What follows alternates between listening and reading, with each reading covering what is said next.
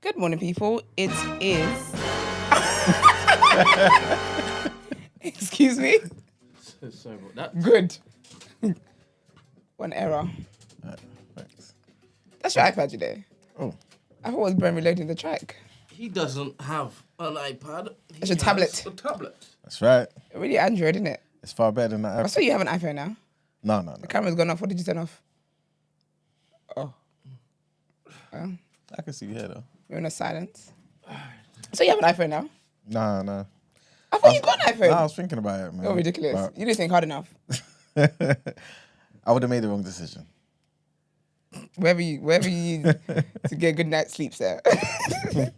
But morning, people, it is Friday, the 20th of September. Welcome to TDA, the day after your favorite news platform and the home of popular culture, as defined by the culture. And I am one of your hosts for today, my own royalty.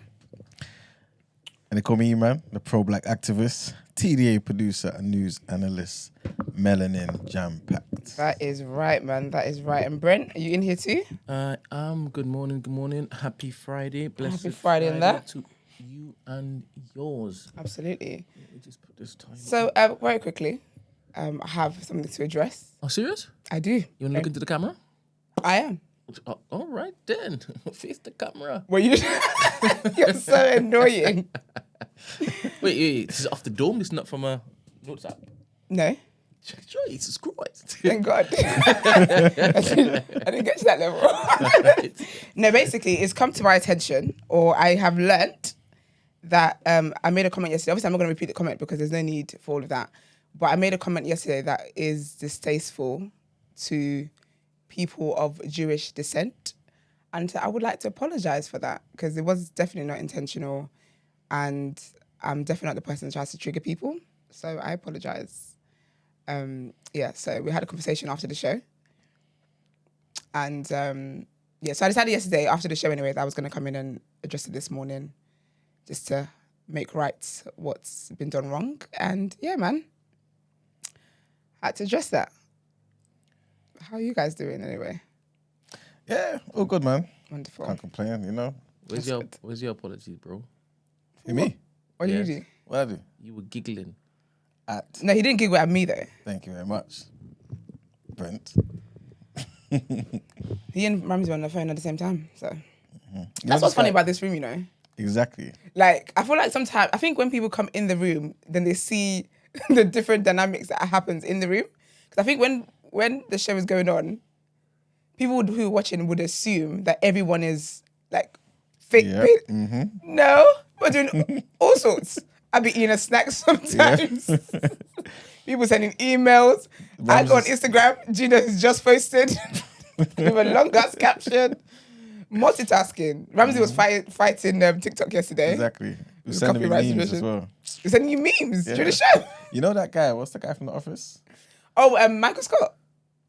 No, the English one. An English one. Oh, David no- Brent. Not no. Ricky Gervais. No. Gareth. Oh, let me just show you. The one with the glasses. The one who acts super weird. Yeah, that's Gareth. Is that him? The one that has that he's the assistant. That he's Yes. always yeah. Gareth is a legend. What's his name? James. His real name is James Pillock, I think. No, Pilkington. See, this is why I was laughing, innit? Look what it Oh says. no, that's the US one. Oh, is that the US one? Yeah, that's the US Okay, one. But don't show it because So, yeah. Oh yeah, that's the US one. What's the US guy's name? Have you ever watched the US Office, Brent? Yes. What's his name? On the show. Starts with a B. The assistant to the regional manager. Yeah, what's his name on the show? Don't worry, the people in the chat will tell us. Oh, that's really gonna bug me now. But yeah, I remember I didn't watch the US one for the longest time because I love the UK one. I think the UK one is absolutely brilliant. Dwight. Dwight, yeah. that's it, thank you. And I just felt like sometimes when Americans try and remake, I just felt like sometimes don't remake things. Let me not offend other people, but I just feel like sometimes don't try and remake things. Do you get me? Just leave things. But then I didn't know that Ricky Gervais was actually involved with the US one. And I just think Michael Scott is the best thing ever. And I told my mum about it because we're all hesitant. And then when she watched it, she was like, "No, this is brilliant." I absolutely love it so much. See, it was funny, yeah. Stacey was like, well, in the chat right now, she's like, there's a UK office. That's Sorry? where it started. That's where it started. That's where it started. That's the roots. That's the origin. David Brent. He is an absolute legend. There could never be another loser like that. Such a loser.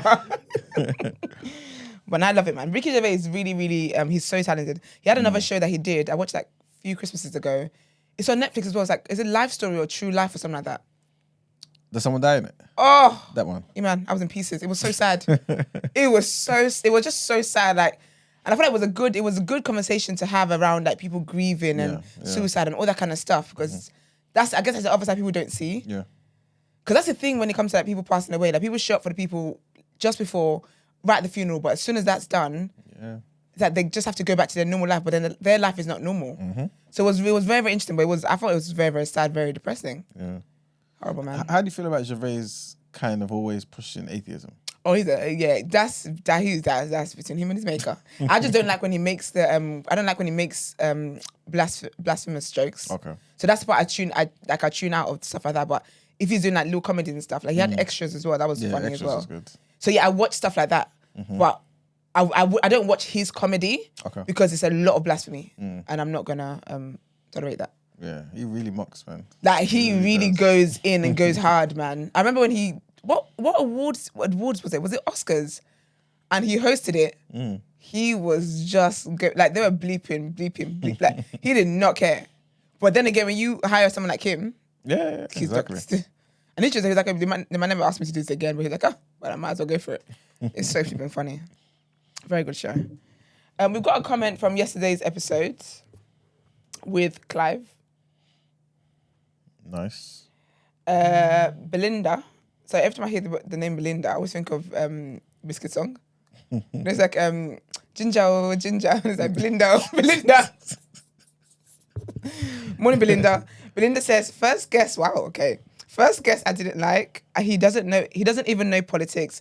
Do his own research. Instead, he believes the nonsense Fox News and them spread. Guys like him like Trump for his tax break for the selfish rich. Like cry me a effing river that you have to give a tiny portion of your millions and billions to taxes. For him to say Trump is smarter than Kamala is hilarious. I know a roach in New York smarter than... Okay, girl. That's a read. Said, I know a roach in New York smarter than Trump. Please, his business sounds like a pyramid scheme. Been there and I lost $500. Well, your gold wasn't... Did they paint copper gold for you? Obviously, I don't know that I don't think she bought the gold from Clive, innit? Yeah. So big up Solomon, big for them. You know, his business, but yeah, it's so awkward when you have guests that that are really fun to come here, have a great time, and then you have to read comments from people roasting the guest. I think this is the first time, but that's not even the point. Anyway, big up Clive. Question, Emmanuel. Do you think Trump is smarter than Kamala Harris? Because I'm hearing that comment being read, but I'm thinking, but Emmanuel thinks Trump is smarter than Kamala Harris. I think it depends on what you're talking about, don't it? Yeah.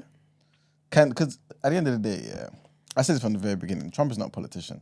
So in that arena, this guy... He's actually a celebrity, You know what I'm saying? In that arena, this guy doesn't know what he's talking about and what he's kind of doing, right? But when it comes to business, Kamala can't mess with him. No chance. Yeah, but had failed businesses, rebuild them. Failed businesses, rebuild. This guy's a billionaire from being a successful, knowledgeable businessman. That's just a fact. You know what I'm saying? So it all depends. I think he had a lot of help. Like every business owner. And in having a lot of help, he then surrounded himself with people who knew what to do with the money. And the failed businesses that he had were absolute shite. Remember when he had a Trump University? That's just the easy way of downplaying what this guy has done. Wait. I'm not doing that. I'm not doing all of that, right? But you were suggesting as though he was like the other billionaires that weren't moving like Trump moves. I don't think that Trump is as smart as you are making him out to be, based on the metrics that you just shared with the whole he's a billionaire. I think the proof is in the pudding.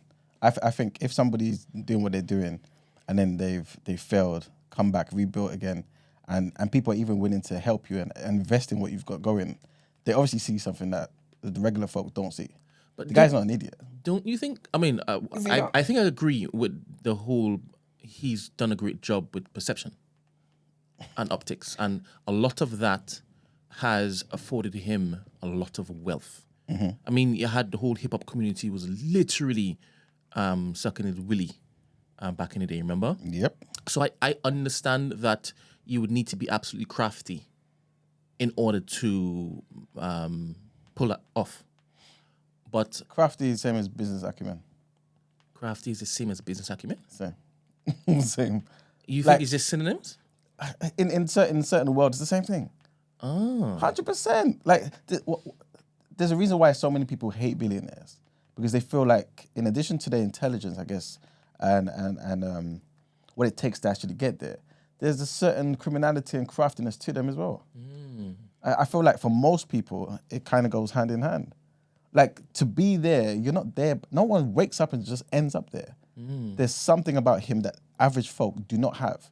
You may not like him, but there's something in his brain that works in a way that yours doesn't. That's why he's there.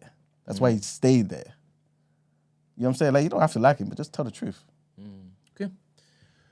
Let me just show you all this video. I just saw it on X, and I'm like, what the hell?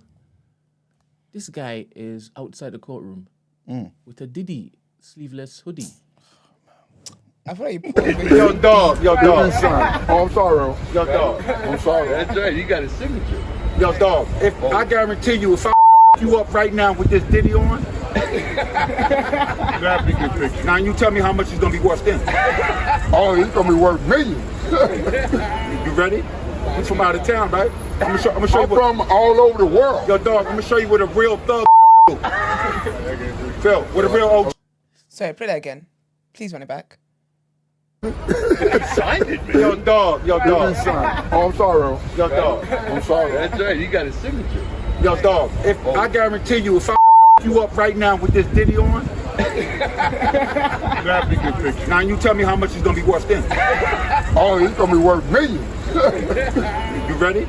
He's from out of town, right? I'm gonna show you I'm from all over the world. Yo, dog. I'm gonna show you what a real thug do. Phil, what a real OG. F's him. It's like a play on words. Yeah, but you know what? Yeah, it clearly. Yeah. You can't have a. First of all, arrest him for the sleeveless. the sleeveless black and yellow thing he's got going on. Arrest him for that.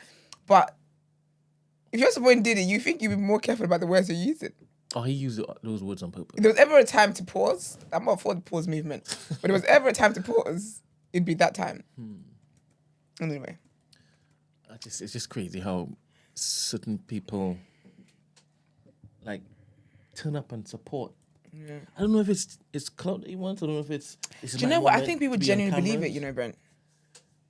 Because I've seen even stuff of like, even with like the Diddy stuff, like even when you go through like the comments, because I like when I see blog posts and I like going through the comments just to see what kind of sense runs around this world. But honestly, there's people there that really like don't think, they're like, oh man, it's a conspiracy trying to take a black man down, or you know, he's a. Do you know the one I think is funny is when people are like, he's offended somebody, which is why it's closing in. Because that can be true in that they're like, okay, that's fine. All the things you've been doing, we're going to expose it. But some people mean it as that he didn't do nothing wrong. They're planting these things. I don't know. It's interesting. Perception is such an interesting thing for me. What is Diddy's bodyguard's name again? Gene Deal. I need to. I think I heard that he's back. I need to watch that. I need to watch that today. Maybe I shouldn't say bodyguard. The guy that Former bodyguard. No, he's Fixer. Oh, not Gene. The one that used to be Michael Jackson's security guy. I don't know who it is. Do you know what that? No. Good conspiracy. No. But man, that's part of the thingy, man. Topic of the day. Oh, You spoiler can alert. throw that in there, innit? Are you talking about Kim Porter? No. Good, you're not good. I'm talking about Wedding Road. So there is a It's crazy.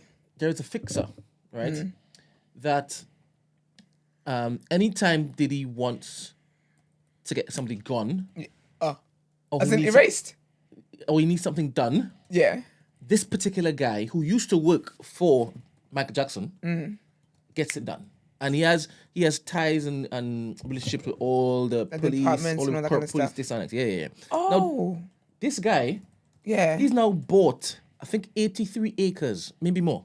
In you know where the border wall is, where Trump's always saying, "I'm gonna build the the wall for the Mexicans. Mexico. just bordering Mexico, 100%. Yeah. Right, but it's kind of brown or copper. Yeah. Yeah. So he's purchased 83 acres there Well, like, Right? on which side of it though? on the American side. Okay. Yeah, it has to be. And people are saying you don't buy stuff there unless it is you're involved in cartel, smuggling, trafficking, blah, blah, blah, blah, blah, blah. He's posted up there. Just chilling. So people are now assuming that's how they That's where the bodies are. It could be 100%, but also the trafficking. They were getting free. Yeah, warm bodies. I don't thought they were burying bodies there. It could It be. could be that. Allegedly. Say allegedly. That's what I said. It could be. You gotta say it. Allegedly. The legal term. I said it's a conspiracy right now. That's what Okay, people are fair. assuming. That's so crazy. Yeah, but that's no coincidence, man. It's not. Nothing is a coincidence. I don't believe in coincidence in life. Nothing's a coincidence. Why do you think the bodies? Why do you think the people being trafficked are coming from and to Mexico? Well, if what coming in? I said, why they getting them from Mexico? Yeah. Because is Mexico like a fruitful place? I don't know. I don't know. Wait, in terms of She's now like, I'm I done. don't tell them no lies. She's tipping to it. Look at Good. Good. Very good. exactly. No, You know how he feels now, right? No, he never offered anyone an apology. He never offered anyone an apology. You know how many times he told me sorry for bringing this particular establishment into disrepute? See, he's apologizing privately. I did mine. I literally came out and said, hey, got my Here's hands a up. cookie. Here's a sticker for doing the right thing. Thank you. Two levels in hell, mate. Well, you're annoying though because I asked you a question. Did you tell Steve? I don't want Steve to know. I didn't tell Stephen anything. I said, I didn't tell him anything. I didn't tell him yet. You know, I've seen him on So you Saturday. go to him in person. It's worse. I wouldn't care about Stephen's opinion, there. 100%. If I ever have to have a meeting with Stephen, I'm in trouble meeting, Yeah. I've been nervous. I had to pray before. Sorry, what was that back and forth from Mexico to America question you asked me? Yeah, were you kind of suggesting that? What are they suggesting? Like they're trafficking the women from Mexico. Is that what you mean? Yeah, they're getting these particular bodies to just do whatever they want, and nobody cares about illegals. Yeah. So it's not a crime if it is that you've done something illegal. Yeah, but why And are they just Mexicans? you can get rid of Closest border, innit? evidence Yeah. after you've used it. Probably closest border because when he goes, I feel like he travels all around America. That's what travels to different states, and they say that he literally ships people in. Okay. So I guess in my mind, I would think that's the easiest Let me try and logistically. find the videos. But that's international because I think it's still sex trafficking if they're going state to state. Yeah, sex trafficking regardless. I feel like Yeah. she's sex trafficking street to street. If someone's been trafficked, they've been trafficked. Oh, someone put his name in the chat, Brent. What's his name? Fahim Mohammed. That's the one. Fahim Mohammed. Is it the one that worked for? Was it actually a police officer or something? I don't know. Maybe. But he used to. Remember? He used to work for MJ. Do you remember what was he doing for MJ? Just MJ so innocent. Fixing stuff. There's mugs when you need them. Because remember that Rodney guy's or Rod, whatever his name is, his lawsuit, Yes. and he basically talked about someone was it one of the police departments, and they had a picture up and everything. Yes. I thought it might have been that guy. Clearly, this is different. All right. So this is his land. Yeah. So what's she doing on it? She's basically talking about how he bought this land. Oh, for a 13-year-old son. Yes. There you get your kids involved in nonsense. Yeah. And he's saying how it's lovely in the night. You can see the stars and whatnot. And then she's like, "What do you plan to do with it?" Don't know yet. Look, see the wall? Oh, he looks shady. That's the Trump wall. So, yeah, man. Was that him? Yeah. What's Auntie doing in there? So all of that land is his. But the fact that he's been crazy. speaking out, right? Speaking out. Has he been speaking out? What? No. Oh, okay, cool. Okay. No. I thought you were saying that he was one of the security guards that's speaking out. No. That's why I said that. Sorry to use the word bodyguard, because the bodyguards are just singing. That's different. Ex-bodyguards are singing, but nah, he's solid. Yeah. Okay. It's where the secrets go to die. But anyway, let's crack on into the headlines. Yes, please.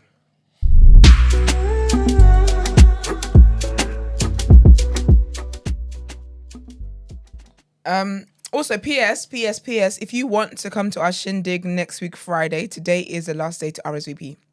As in when that clock strikes 11:59 p.m., that'll be it. And yeah, basically. So if you want to come, RSVP ASAP. Oh, I like that. RSVP ASAP.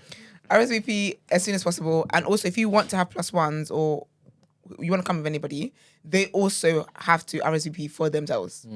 So yeah. Okay. Cool. All right, people. So our first headline: the Prime Minister Keir Starmer has insisted that he is completely in control after the BBC revealed a row within the government over staff pay.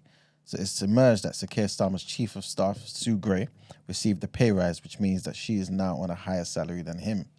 The story, which was briefed to the BBC by a number of sources, painted a picture of a fractious relationship at the heart of the government, less than 3 months after Labour's general election win.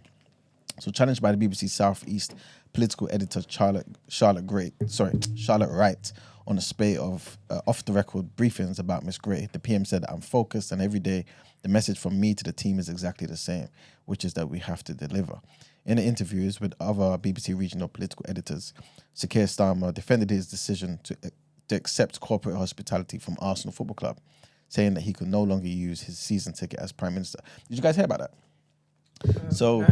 You know how they kind of have to make a record of all the things that they gifted? Oh, yeah. Yeah, so obviously he's now made it known that he got like corporate hospitality from Arsenal. The public also knew about him and his wife, I believe, going to a Taylor Swift concert, but didn't hear about the second one that his wife went to. The second Taylor Swift concert? Yes. Okay, girl. And yeah, there's just a bunch of other things that he's been If I gifted. was the Prime Minister's wife, do they have like because you know in America it's like First Lady, what do they call it? I don't know, you know. That's silly. It's justice for that. If I was that, that's what I'm using it for. To me, I don't see these things as a big deal. It's not a big deal.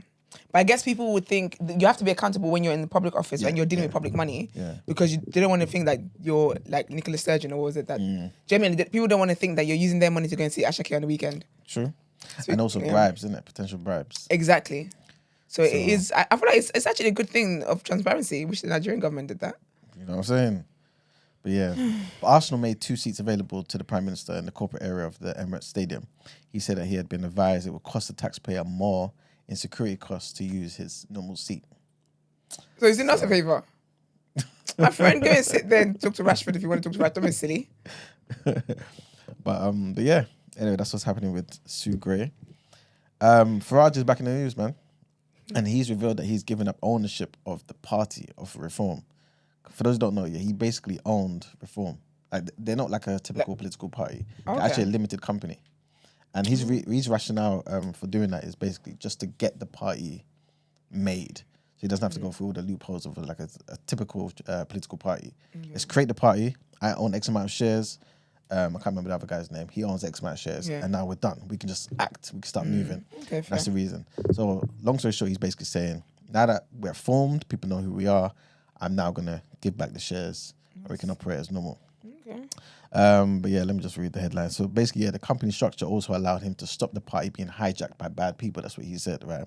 So the Clacton MP will continue to be Reform's UK leader, but said, I no longer need to be in control of Reform, so I'm surrendering all my shares. Farage told BBC Southampton he planned to lead the party into the next election when he will be 65, unless someone better looking and brighter comes along.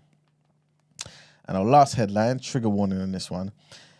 And Lebanon has blamed Israel for the blasts on Tuesday and Wednesday, which have killed 37 people and injured thousands. Hezbollah's leader, Hassan Nasrallah, said that the unprecedented explosions could be called a declaration of war, as he accused Israel of violating red lines and threatened to retaliate.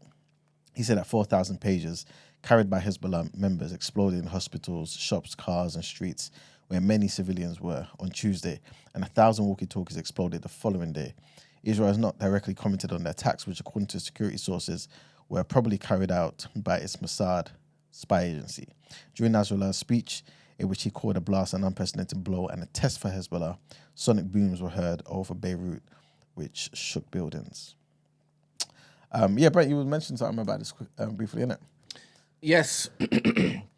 Apparently, they found out, whilst they were doing the little investigations, that the person responsible or the business responsible for selling those pages to the Lebanese or the Iranians was a Jewish woman, and her previous profession had nothing to do with selling pages.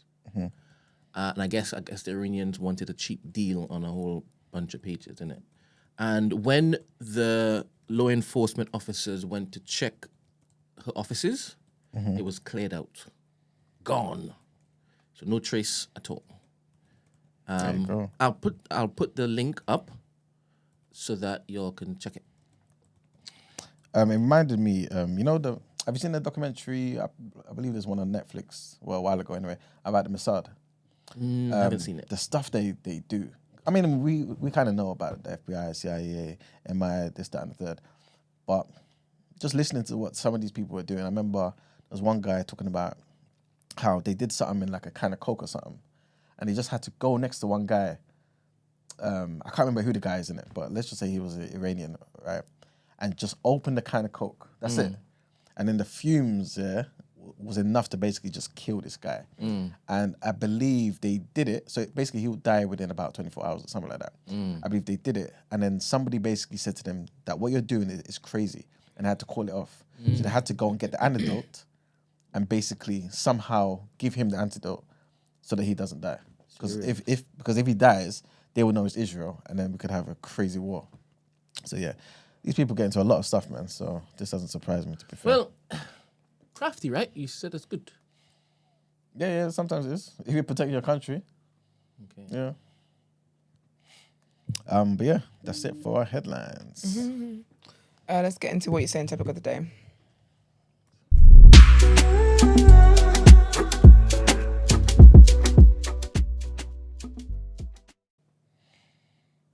All right. Stacey made a comment. You know what? I don't have the time. Let's go into let's go into something that matters. All right. So today's topic of the day, is basically about Diddy. We're gonna keep it brief. There's other things that we've got to talk about today. But the question is, if Diddy goes down, who else is going down with him? Everybody. But for that to happen, do you feel like Diddy has to snitch? Well, essentially, Diddy will have to snitch, innit? Do you know he doesn't have to do a damn thing? They've got everything. They've got all the footage. He snitched that. He's already snitched on himself because he must record everything. And he's recorded everything, all the parties he was doing, all the people that were there and whatever, because he was using it, allegedly was trying to use it as to bribe people or whatever, or whatever the case was. So he actually doesn't have to say a damn thing. All they asked him is, are you guilty or not guilty? He said not guilty. So I feel like that's all the words they need from him. The rest will just sort itself out. Do you feel like, because remember Cat Williams was obviously talking at the beginning of the year, yeah? I don't know if the Holy Spirit gave him some prophetic I think Cat knew, I think Cat just sees the evil. Because from what he was saying, like Cat prays, that's what he says. He says he prays, you know what I mean? Like I feel like he's very aware, and I feel like he's been in the industry for so long that he sees what foolishness happens. And I feel like from how he was speaking, it sounds as though from when he was young, he's had the spirit of discernment with him.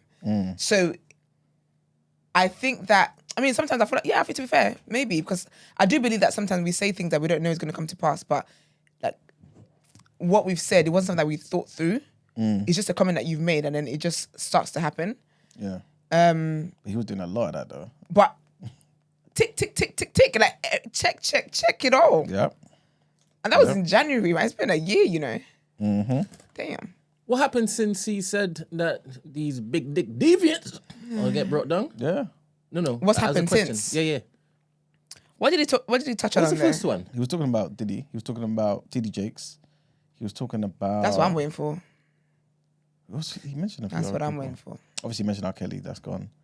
You're actually praying for TD Jakes for. Well, I wouldn't say I'm praying. Because I pray on my knees. I'm not getting my knees for TD Jakes. You got other people do that, apparently. But... I just stopped doing these little comments and making it. Stop! What the hell? It's like, the intrusive thought, like, girl. Anyway, allegedly, that's what he does. The word Janet Jackson using that film. But his name is connected to stuff with Diddy. And, like, he's taking pictures with Diddy. Like, he's been seen publicly with Diddy and whatnot. So... I don't like false prophets, and I definitely don't like false prophets. I just don't like false prophets anyway. And Jesus said everything that's done in the darkness will come to light. So I think it's time his light was shown on that man, him and his family. But he might not have done anything. Well, that's debatable. And that would mean that none of us will be satisfied until we find something. No, not necessarily, because I don't care for TD Jakes. I don't even know what TD stands for. I don't care for him enough that he doesn't consume my thoughts. But whenever I'm having a conversation and he comes up, then I remember, oh yes, that one. His day is coming. Because I've also watched videos from ex-church members of his, boys who've alleged that they were groomed and stuff like that. So, By ministers or by TD Jakes? Black people. So yeah, so even with his church, there's a lot of stuff that is said about his church, people in his church, all that kind of stuff. Like I told you, I think I mentioned it one time. But I watched a video of some woman who was friends with one of his daughters, and said how the daughter allegedly stole her kid from her. Wow. Because I think she can't have children, something like that. The guy, anyway, I did read a headline about it, I think, and he ended up going to jail or was arrested for something to do with kids, like pedophilia or something like that. So there's stuff about their family that's around. It just hasn't blown up. It's just not on the surface of the internet. Allegedly. Do you feel like when you're in that position, though, stuff like this inevitably happens? And also, sometimes it's just certain things that just occur in the population. So in the same way you've got just a small percentage of, I don't know, some sort of deviancy or nonsense or failure or whatever. It happens in every institution, in every business, in every car. You kind of get that all over the place. So, for example, with a mega church like his, where I'm assuming, let's just say there's like 10,000 people in there every Sunday, you may get 1 or 2 cases every 5 years of somebody being mistreated, somebody being abused. You know what I'm saying? Like, just because it's human beings. And maybe that's not necessarily a reflection of him. And maybe, you know what I'm saying? Do you know what it is, though? Because there's many churches, there's many pastors, there are many churches, many pastors who don't get that. I don't think it's a prerequisite for success. Yeah. I think like sometimes people say that, not you, as in people would say that as like, people are always going to hate. Like, no.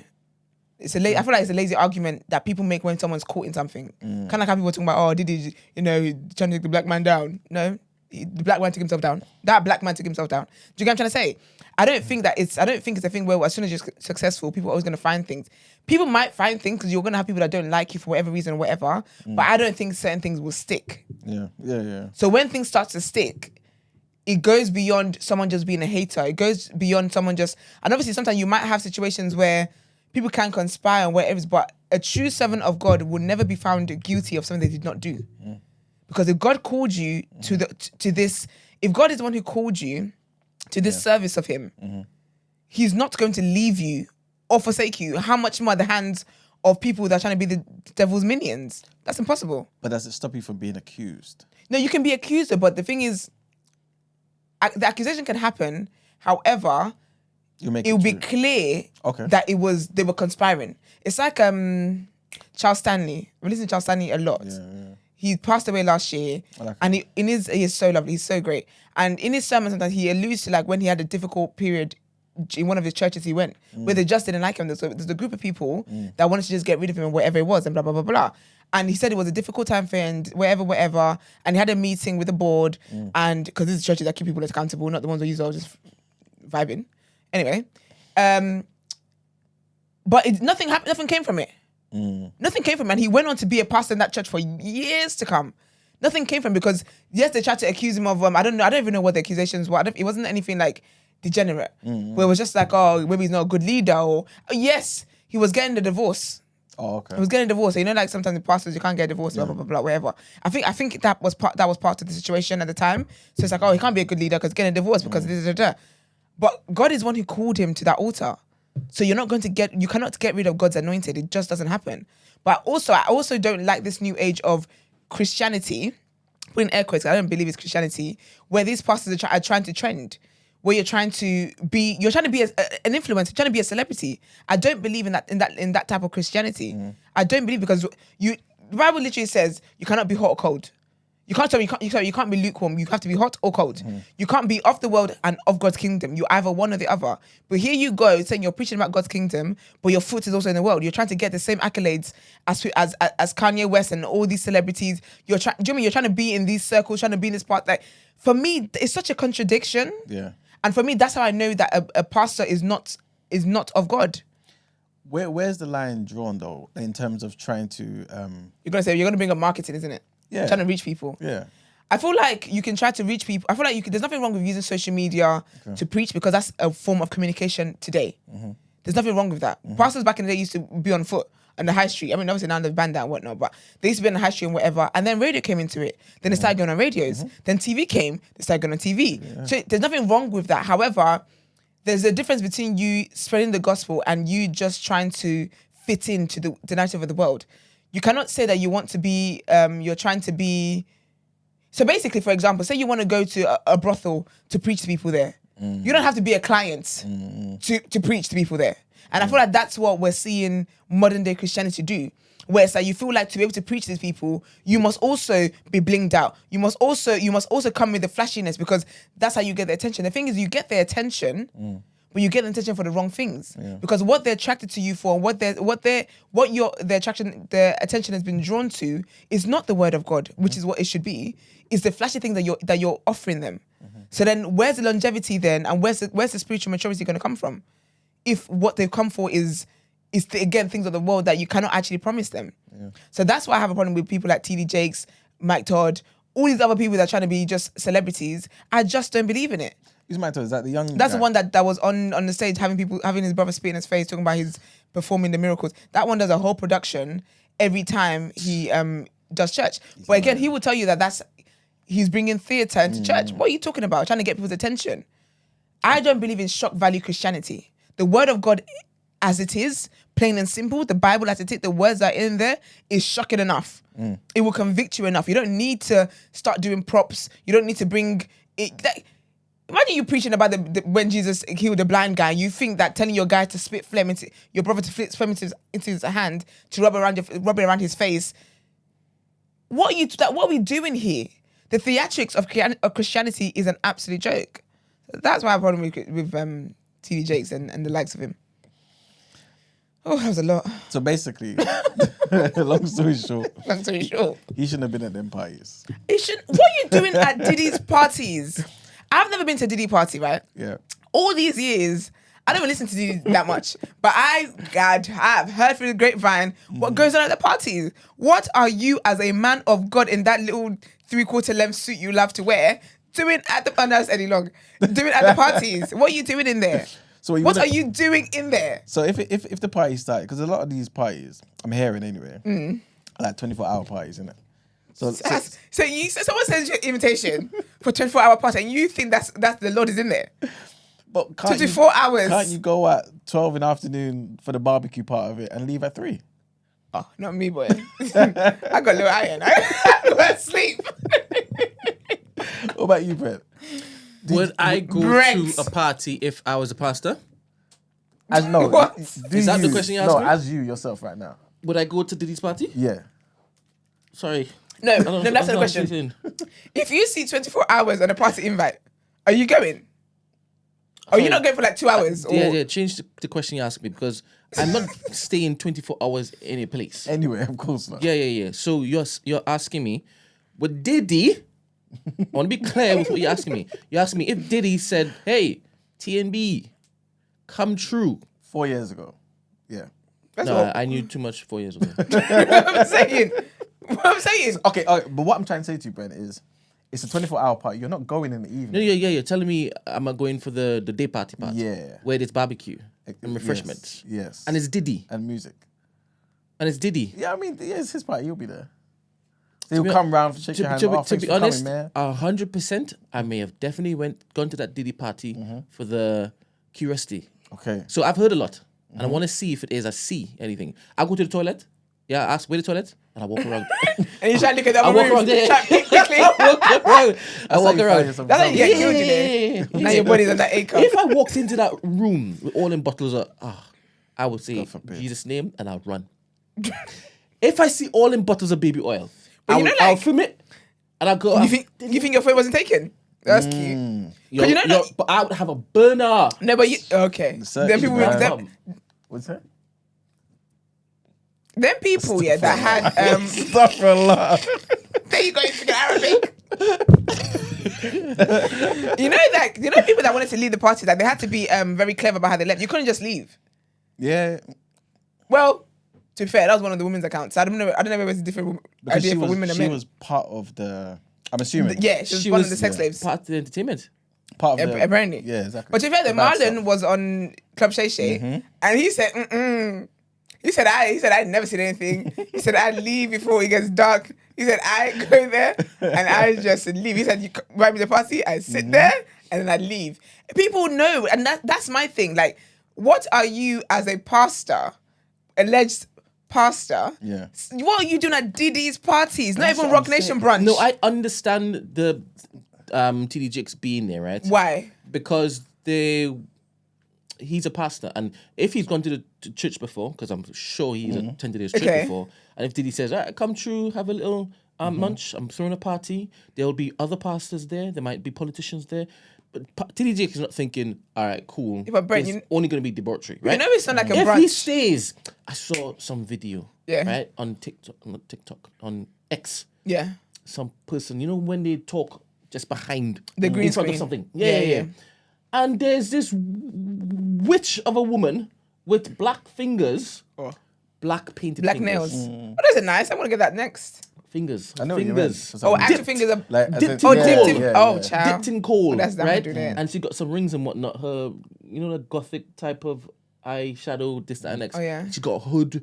And she's there kissing up Rihanna, kissing up Usher. And apparently this girl said, right? This sounds so conspiracy theorist, right? I love conspiracy theories, you know.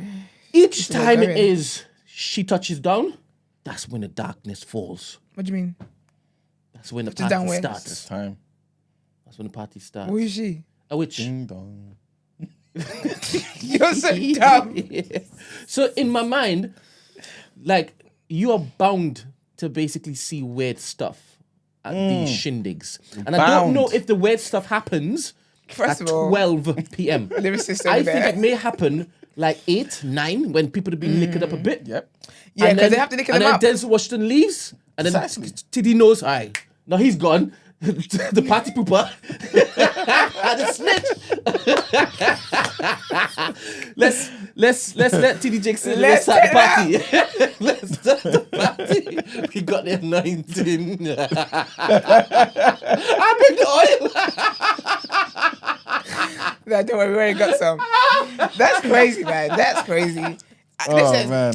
my belief is that I feel like as a pastor, you have no business. If it's a brunch, I can hear that. If you went to Rock Nation brunch, I wouldn't be mad at that. It's during the day. Everyone knows bad things happen at nighttime. Why is it different though? It's Diddy. It's Diddy's party. Is it hindsight? That's No, what I'm it's saying. not. I'm saying that as someone that's not even within those circles, I've heard what Diddy's parties are like. Like, I've heard. And also, like, and as much as we've heard, though, We've heard about Michael Jackson too, but we go to and Michael I Jackson say what I party. say about Michael Jackson. I am. I would. You'd what? Go to Michael Jackson parties? Yeah. Yeah, you'd be laid in the bed too. Stop, Allah. Hey, stop, Allah. Goodie bags and all sorts.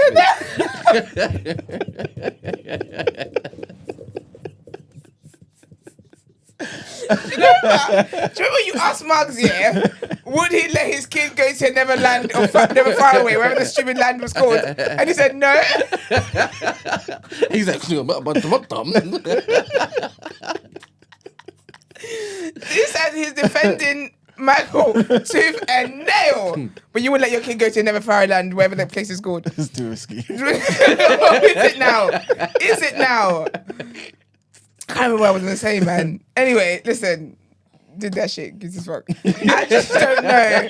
Allegedly. I just don't think that as a pastor, people hear things about Diddy, and the thing is, as much as we think that we know outside of the industry, the people in the industry really know they know the real tea. TD Jakes is in that circle. Diddy's not his only celebrity friends. Yeah. He would have heard stuff. So that's why I'm like, what business do you have going to this person? I also think as well, like, with Diddy's always been a questionable character. As much rebranding as he's done, he's never really lived up. Like, no one's ever seen him as brother love, as this lovely, wholesome family. He's never really had that image. As much as he's tried to, he's never had that image. So with a pastor that's going to his party, if Beyonce and Jay-Z have a nighttime party, I can see, I wouldn't, fair enough, you go there. Because of their image is, Beyonce, her image is clean and whatnot. Do you get what I mean?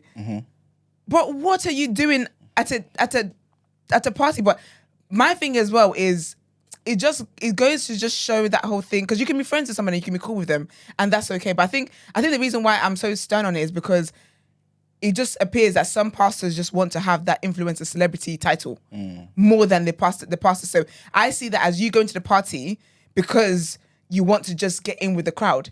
If it was a thing where you and Diddy are actually neighbors and you guys have been cool and wherever else, and it's something where you're trying to be, and he just invited you and your wife and you guys just go there wholesome, wherever else, and nice little polo shirt and whatnot, and then you get there, you see craziness and you leave, that's fair enough. But for someone who, it just feels as though you always want to be around celebrities. Like, you want to be a celebrity. You are a celebrity, actually, more than you are a pastor. Sorry, I can't give you an excuse for being at the parties.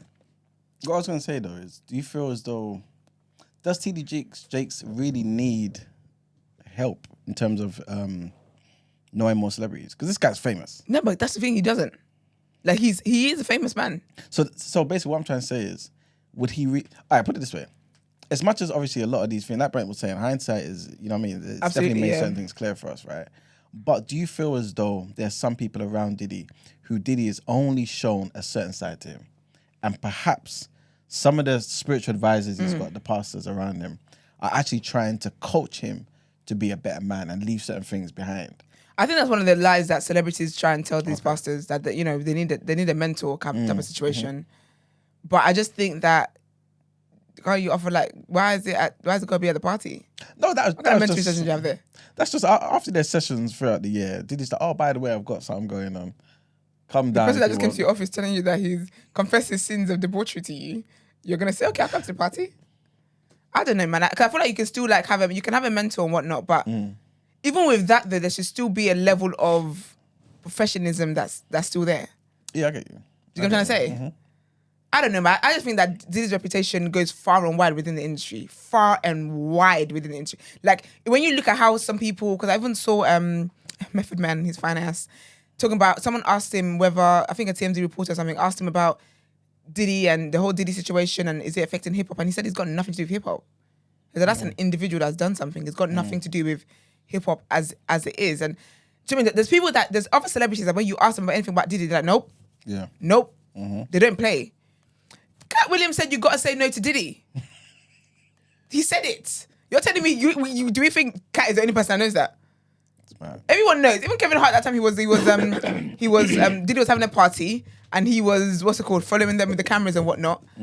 And Diddy was talking about how he and Usher used to wrestle for some Cocoa Pops in the morning and whatnot. And Kevin said, you used to what? Kevin said, you do what? I feel like people know his reputation.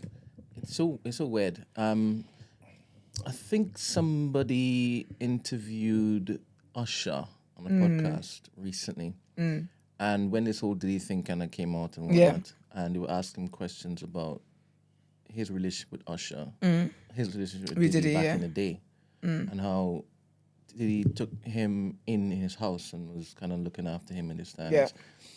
I don't put anything past these deviants, you know. As in, Like the level of wickedness that would have been in that particular environment for so long. But the scary part of it is these people would be on camera, right? In the public eye. And you wouldn't think that that kind of stuff happens yeah. behind closed doors. And I think that's what shocks people the most. Yeah. Like if these boys were groomed and things were done to them and it was attached to, all right, this is what fame looks like, this is what celebrity looks like, and once is it you have this, you don't want to basically get off of that teat, right? Because what does life look like after that, right? They would put on a brave face. So I guess sometimes it's so traumatic that Your brain stores it because your brain does do that. Your brain shuts off and like, yep, I'm this person here, I'm this person here. Yeah. And when you hear some of these harrowing stories, you're thinking, oh Man, my it's sick. goodness, the level of evil that's present. For example, he's still running around saying, oh, it is all consenting and this, that, and next. He went in front of the camera and said, Cassie is chatting rubbish. Yeah. Then the video dropped. Then he said, oh, I had a bad day. I'm sorry. Mad. Do you know what's mad about that? Even that the Usher thing is that, so there's been rumors obviously for years because people know that Usher used to live with him when he was younger and blah, blah. But the story with that, according to Gene Deal, I believe Gene Deal, whatever he says, because that's Diddy's former bodyguard. And he always alleges that he killed Pac, he killed Biggie, talks about how he got to fame and so all the things that's been happening, Gene's been talking about it for years. And he's also like, he used to work with the police and whatever, so he was like a different type of security and whatever else. So I think he's a credible source to these things. But he basically talked about the Usher thing and he said he's not going to go into detail about what it was that happened because he's mindful of Usher's experience. However, he basically alleges that Diddy did abuse Usher because Usher was living with Diddy, and he says that Usher's mom actually came and forcefully removed Usher from Diddy's home. Because apparently, you know that thing that R. Kelly was allegedly doing where it's like, oh, I'm gonna help them and mentor them. It was that kind of stuff apparently with Usher. And Usher had to be hospitalized for an injury.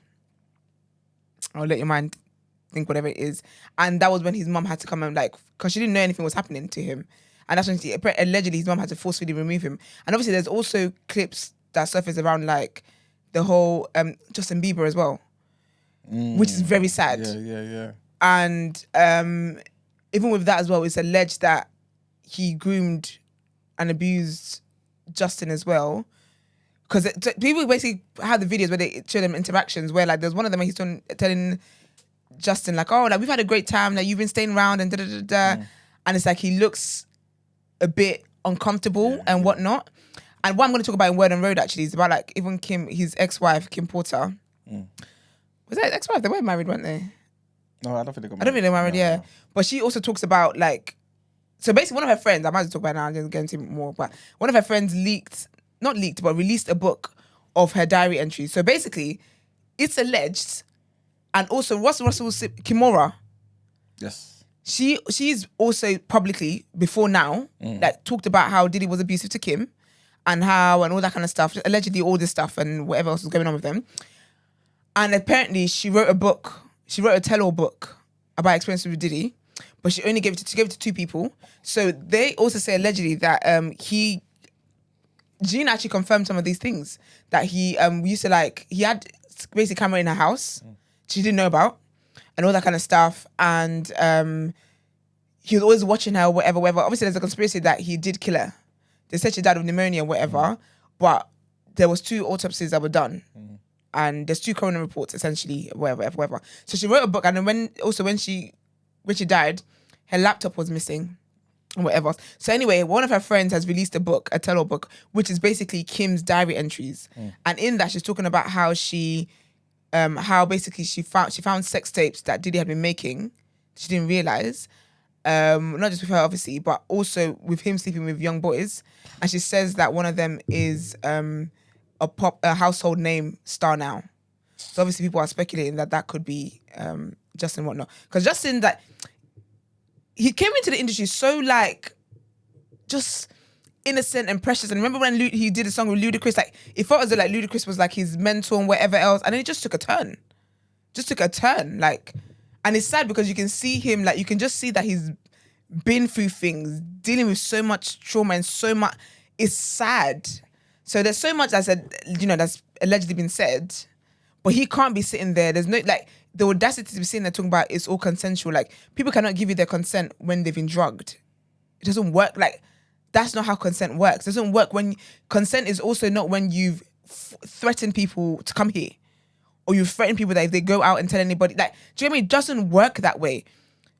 But I feel like I just struggle to believe that people don't know what's going on with it. Because even like Wendy Williams, she's been trying to look. People were like, Wendy would have had a field day with this. But there was a what's it called?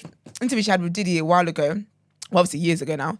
And she was going to ask him something about, because you know Wendy worked in radio. She knew everything. Like she knew all the things that people were doing in secret. Obviously, there's things that she wouldn't talk about. But when she did her show, she kind of allude to like, anyway, those kind of things. So there was a time when she had an interview with him. I can't remember what she asked him or whatever it was. But he basically just quickly interjected and was like, "Oh, I saw your son backstage. You're so lovely." And you can see like her kind of like it threw her off a bit, and then she just carried on the interview and just made like a more pleasant experience kind of thing. So it's like he did the little micros. Even like people brought up even a clip when he was on Ellen, and she was gonna ask him something, and he was looking at her like, "What are you about to say?" And then as soon as it wasn't anything half, he was like, "Yeah, that was really." Do you know what I mean? Like you could just see his body change. So I struggle to believe that people did not know these things. So on that point, right, I believe all that crap. And to have that particular power to shut down those particular celebrities, he must have daddies. He must have people on top of him who are actually controlling the purse strings of everybody. Who would have compromise on everybody there. I agree. And it's the question today, Iman, is who else, right? Yeah. Yes. I don't think that the real culprits are going to get jailed or held to account. Who's like real culprits? The people who put him on. The people Oh who, yeah. No, they're not. Who make his stare actually weighty. Yeah, I don't think they would. I don't think he's at the top of this particular. No, he's definitely not. Thingamajiggy. And I 100% believe that the reason why he's getting pressed in the first place is because he stepped out of line. He decided to basically talk about something he wasn't supposed to, whether it was the drinks deal or this, that, and next, or trying to brandish them racist or whatnot. But they were like, all right, enough is enough. Time to go down. I don't know if it is that he's going to survive this, though. Who did he? 100%. I saw a report something about he was on suicide watch, but I don't know if that's actually true. I haven't confirmed it yet, but I'm seeing something about that. They basically placed him on suicide watch because of the thing. But I feel like that's how it starts, because that's what they said about Epstein as well, allegedly. Because they would look to press him to not snitch, but we will give you a little leniency if it is that If you start naming names. yeah. But I guess first of all, he's going to try to fight. But you know what it is, though? Evidence they have in this, that, and next. Because even the naming names, because it's not as if they picked up the guy who bought the acres of land. It's not as if they picked up his PA. No, as in like, no, I'm saying like right now, the person that's in jail, it's not as if he's one of those guys. So when they say that he should name names, of what? Because they're treating him as, you are the head of this organization. So essentially, you know, usually they start on the bottom, they work their way up to get the king. It's like they've got the king. So what could they possibly be asking him to snitch on? Like, what could he possibly have to snitch? Do you get my question? Yeah, I think it depends on which angle you're going to take this from, because one could say that the people who are even bringing these charges already know who is pulling the strings, and they're looking to see how much they can destroy. But what strings, though? Or hide. The strings of him being arrested and charged with this particular crime. But do you know, I don't think you get what I'm saying. So say, for example, they picked up his PA or one of the people that traffics people, right? They pick them up, and they say like that time when they picked up, okay, they picked that person up, or someone who sells them supplies the drugs or whatever. Who do you work for? That can be the line of question. So that person has the opportunity to snitch and say, do you know what? Actually, I work with Diddy. This is what I do. This is what he does. He does the parties. He does this. He does da da da da. There's that information there. But when you got Diddy, You're saying what's the line of questioning for him to then be able to snitch on any, like, who is anybody else that he's snitching on? Yeah. Apart from, obviously they can say that who are the participants of these orgies and crazy things that you do. But in terms of like getting a bigger fish than Diddy, what's that line of questioning to get that bigger fish? Because it can't be a thing of who put you onto these acts. He's just a deviant. Do you get what I'm trying to say? I don't know. Not yet. No, I want more information. So you see how you said like the people that are controlling the purse strings, right? Yeah. So there's the people that they're above Diddy, right? Yeah. Like I said, I believe there's a ring, and his particular proclivities is one level of deviancy. I get it now. Right? Yeah. There are other levels of deviancy. There are other levels of sacrifice or other practices that people get into once you're I get it now. in this particular cabal, right? Because he's part of a ring. Yes, I get what you're saying, because I think, so okay, I get what you're saying now, because I was looking at the ring as they see him as leader of the ring, but then you're looking at it as that he's part of the leaders of the ring. On in the first place. Yeah. Okay, so that makes sense. The thing is that his I can't remember the guy, but he's Jewish. He basically told him, hey, he just happens to be Jewish. It's just coincidence. Yeah. He basically told him, hey, there's a big space opening up in the hip hop. There needs to be a controller, right? Basically, I'll put you on, right? And it's rumored, allegedly, that he had to go through some initiation in order to basically teach him how to manipulate others, how to basically rule others, and that involved some sort of act, right?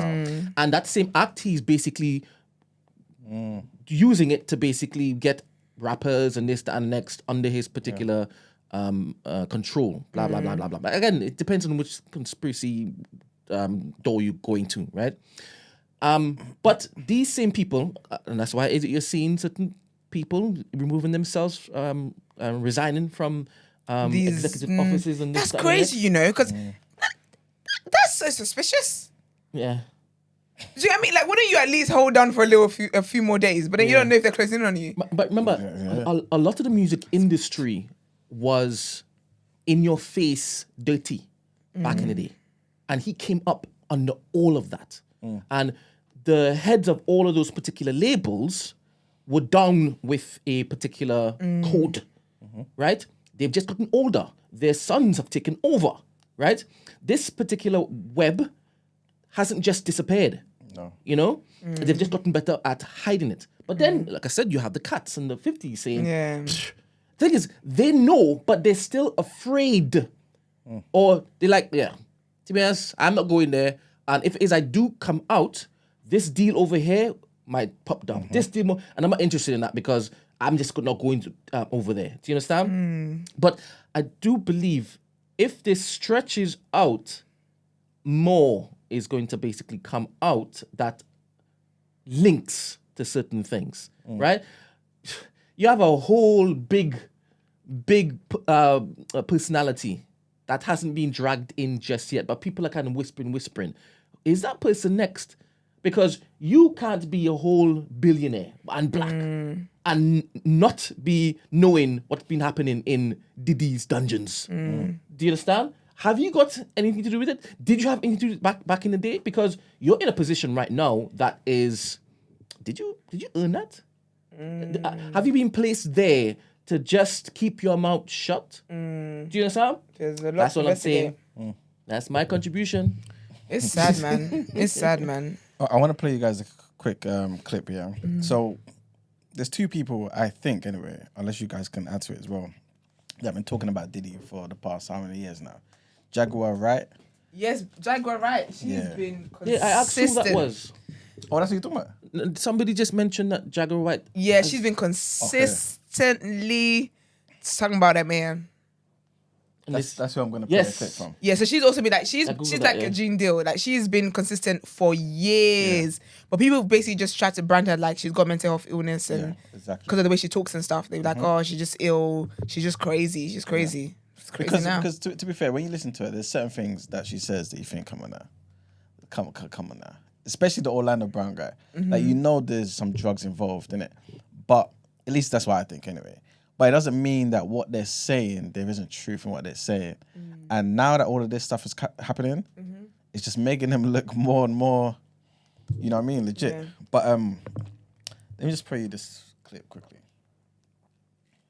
Enough to condemn me, then it should be good enough for me to condemn the diddler. So what are your thoughts on all the his celebrity friends that denounced those allegations and were like, this is false, and they were saying, yeah, should they speak up now? Should they speak up now? I think it's getting a little too late for those who are complicit. For the victims who have been too afraid to come forward because the diddler has been running around with impunity. It's time for all of the victims to come forward. But for the people that have been denying it, you know what? Let's not be coy. I am Jaguar. So let's just keep it a buck. Let's keep it a bean. Stevie J should be charged. Mary J. Blige should also be charged. Jennifer Lopez should definitely be charged. Should I keep going? Oh, she comes to my minute. That's why people think she's crazy. Jay-Z just talk normally. should be charged. Khaled should be charged. Rick Ross should be charged. Usher should be charged and tried with him. Oh. Or for Justin Bieber alone. Now, Carisha and Rick Ross just sat down together in an interview. I know. Two Diddy doo-wop bops. What a reunion. Only thing they got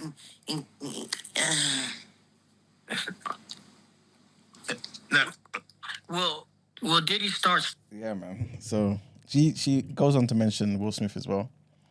And dark. So dark. What did Aunt Mary do? I don't know, man. I don't know. Having to pay spousal support and be facing jail time is not a good look. Do you guys blame, before we wrap up here, do you guys blame the people who are witnesses of this stuff, as in the celebrities? Not as much as Diddy, of course, but who are willingly going to stay at home and not say a word. Do you feel like they're complicit to some degree? Because I don't even know why I'm about to say I don't think this person, but... I think it's tricky because I'm someone who would speak out against something that I don't think is right. However, not everyone possesses that. But at the same time, I think that if they were in that situation and they felt uncomfortable and they felt like this is wrong and they never went back because of it, I do think they have a duty to speak out. Like, I just think that where you can help victims of such abuse, why wouldn't you want to? Especially if you have information that can help them, why wouldn't you want to do that? I feel like on a moral level, why wouldn't you want to do that? And I do think, yes, sometimes being silent is complicit. So if they are silent, then yes, they are being complicit. Yes, they are being complicit. Okay. I don't think that the blame should be shifted to them, because I don't think the perpetrator is the perpetrator. But I do believe that there should be. I would say yes, they are complicit to this. Even like people that were around during that time, like even like as much as I hear what Gene Deal says, I watch his videos and whatever. You were his security for years. You knew the things that he was doing for years. Stuff like that. And again, I understand because people are in different situations. Yeah. They might have seen him threaten somebody else, so they were scared. Like, people do these things for different reasons. Like, even if Usher went on to do horrible things, well, he was also a victim and then went on to then be an abuser, allegedly, if that was the case. However, it doesn't take away from the part you played in it. in the harm of these of people and hurting people. So, yeah. Why's Rihanna up there? I found it. Found what? Oh, with the woman. This woman here, yeah. What was the Hannah is spotted here with Michelle Lamy, and just pay very close attention to how they treat this woman. Shortly after, this is who she is, yeah. That's what I said. She looks like she dipped her hands in. Yeah, it looks real dipped. Yeah. Backstage of A$AP Rocky, and this woman has deep connections with every single celebrity. I mean, I told y'all about Michelle Lamy. So what do you mean that things go downhill after that? This woman, it says it's just darkness descends. But in what form? Because where's Rihanna's darkness? She's at home with 2 babies and she's having a great time fancy setting out.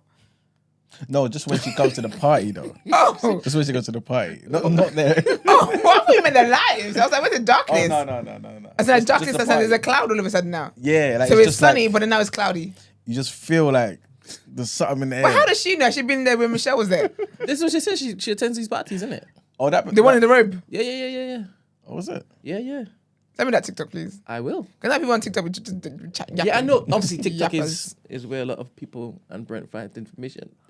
But I never know this stuff until it's I see on TikTok. So Hey, because you're not at the parties. typing in Michelle Lamy. I guess she's a designer, That's what I was thinking. Like, fashion designer. what if she's just that? Yeah, maybe she's just a fashion Maybe designer. that's just her vibe. Maybe she just likes black fingernails. 100%. Just a fashion designer. I mean, it's definitely, I can see her bringing a bit of darkness with her. no, but, not at all. Just a fashion designer. Huh? It's just art. but she's alternative. It's got that kind of swag. Yeah. You know how they say billionaires are the ones that never wear the big chains and the flashy this, that, and the Yeah, third? you think she's not flashy? Nah, With like, dipped. I was going to say, like, the people who are, I guess, maybe the darkest, maybe just never show it. No. So these people are not really that. No, they wear a white T-shirt that's Prada, but we can't see the label. That's what we mean by that. We don't mean they come in here in a do-rag with black paint all over their face. She looks scary though. Yeah, I guess maybe I'm just too judgy. I just wouldn't look at this woman and see light.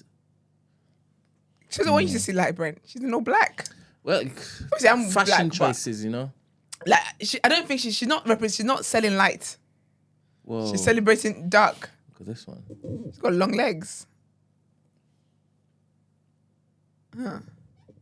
Anyway, Yeah. not my Cup of tea. expertise. All right, people. Let's move on. All right.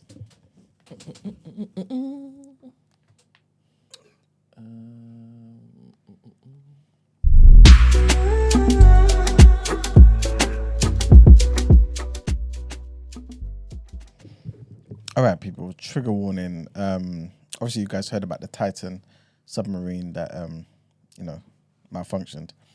Apparently, days before, it also malfunctioned. Obviously, before the whole voyage to the wreck of the Titanic. Stephen Ross, who is the science chief of its owner, said on Thursday that the issue caused passengers to tumble out and for the sub to crash into bulkheading, leaving one passenger hanging upside down and others hanging on the inside. He added that he did not know whether the Titan's hull was inspected for damage after the incident. A US Coast Guard inquiry is hearing 2 weeks of evidence into the Titan, which imploded in June 2023, killing all on board. That was a year ago, Ben. Yeah. That is crazy. Mr. Ross said that it took a support crew more than an hour to get the sub out of the water after the malfunction in June of last year. Early on Thursday, a mission specialist aboard the sub's support vessel described watching the crew and the passengers depart, saying, "I saw 5 people smiling on their way to their journey." Next headline, and Romeo and Juliet star Francisca Amewuda Rivers has called for industry-wide action to protect black and brown actors from racist abuse after she revealed that she did not feel safe whilst working on the West End production. Speaking to the stage about the racist backlash to the announcement of her leading casting opposite Tom Holland, she said that there were many days where I did not know how I was going to get through it. As well as online harassment, Amewuda Rivers said that she received hate mail at the Duke of York's theatre and emphasised that the flurry of abuse was sustained throughout the whole job She also said that she received death threats, hate mail was sent to the theatre, and she just didn't feel safe at work. She went on to say, I know what it means to move through life in a black body. Racism is something that we have to navigate every day, so I was very aware of the potential for something like this to happen. I think what I was unprepared for was how long it went on for, and also having to navigate it while doing the job. It was 4 months of battling against this energy, and it's something I still have to deal with. And our last headline, British scientists have stored DNA information for an entire human being in a crystal, which could be used to bring back humanity if we become extinct. So the team from the University of Southampton's Optoelectronics Research Centre, the ORC, used lasers to inscribe the data on a 5D crystal, which they said can survive for billions of years. Unlike other storage formats, it does not degrade over time. In a statement, the university described the crystal, which is equivalent to fused quartz, as one of the most chemically and thermally durable materials on Earth. It can withstand massive forces, extreme temperatures, and exposure to cosmic radiation. The team at Southampton, which is led by Professor Peter Kazansky, used ultra-fast lasers to imprint data from the human genome, representing the entire set of DNA instructions found in a cell. A spokesperson for the university said that unlike marking only on the surface of a 2D piece of paper or magnetic tape, this method of encoding uses 2 optical dimensions and 3 spatial coordinates to write through the material, hence the 5D in its name. So yeah, man, guess humanity will be here forever. But that's it for the headlines. Time to pay them bills. And let's go into the People's Journal.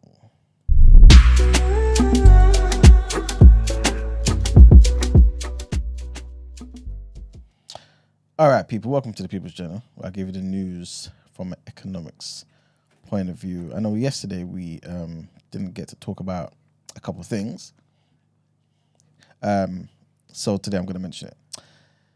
The interest rates, the Bank of England interest rates were expected and pretty much, to be held at 5%. Obviously, I believe it was last month, it dropped down from 5.25% to 5%.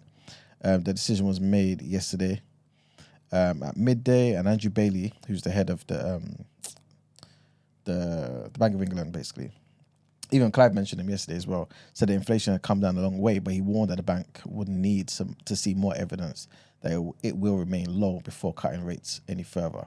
The decision to hold rates comes as prices continue to slightly rise faster than the bank's target, with inflation rate remaining at 2.2% last month.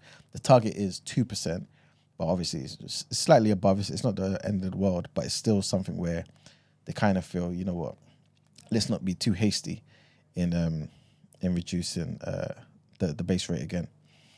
Next thing I wanted to mention is train drivers have accepted a pay deal to end strike action. So this pay deal will see basically the end of more than 2 years of strike action in England, Scotland and Wales. And this is for some ASLEF union members. So they accepted the offer, which included 5% backdated pay rise from 2022 to 2023, a 4.75% rise from 23 to 24, and a 4.5% increase from 24, as in 2024 this year, into the next tax year, 2025. So yeah, I'm pretty sure you guys are aware. We spoke about this as it was happening, and these walkouts pretty much started over, a row over pay and working conditions, the same old stuff pretty much. And the union bosses obviously tried to get better pay for their drivers, but the previous Tory government obviously said that changes to working practices were required in return for those particular increases that you guys pretty much want. Even though, to be fair, in an ideal situation, you should just kind of increase their pay in line with inflation, because that's not really a pay rise, is it? You know what I'm saying? Everything else, especially when the government's making decisions that contribute to inflation, which is eroding people's money, then really, I guess the only sane thing to do for people who are actually contributing to the economy, especially civil servants, would be to just give them their pay in line with inflation. So anyway, long story short, that didn't happen, and industrial action started in July 2022. But yeah, long story short, it's all sorted now, so thank God for that. Also wanted to mention that Boeing, again, funny enough, Clive mentioned Boeing as well, about some of the conspiracies that we spoke about during the show, I think earlier this year. But yeah, long story short, Boeing has suspended the jobs of tens of thousands of staff members in the US, and this is in response to a strike that pretty much shut down production of some of its airplanes. The executives, the managers and staff will be asked to take 1 week of furlough every 4 weeks as long as this standoff lasts, right? So that's 1 week every month, pretty much, every 4 weeks until the standoff pretty much is done. And so this will affect more than 30,000 factory workers in the northwest of America. Government officials are now trying to step in to kind of mediate the talks and try and get everything back on track. But yeah, I guess I'll keep you guys updated on that. But just so you understand it in perspective, like these particular strikes threatens to cost Boeing billions of dollars, right? Which obviously deepens the crisis that they're already in, like I mentioned before, with the whistleblowing and everything else. Also, The Guardian is in talks to sell The Observer. So you know The Observer is the oldest Sunday newspaper, and they're apparently looking to sell it to Tortoise Media. So they approached Guardian Media Group, with an offer to invest around £25 million over the next 5 years on the editorial and commercial renewal of The Observer. And so, yeah, man, Guardian are looking into it, and basically it looks like they may sell it. Tortoise is a relatively new, media organization, and they launched 5 years ago. They were launched by a guy called James Harding, who was a former chief at the BBC and also a former editor of the Times newspaper as well. So that's his thing as well. So yeah, that's what they're doing. And the staff at the Observer were told that the investment could help to safeguard the future of the Observer, obviously keeping their jobs and things of that nature. So we'll see what happens.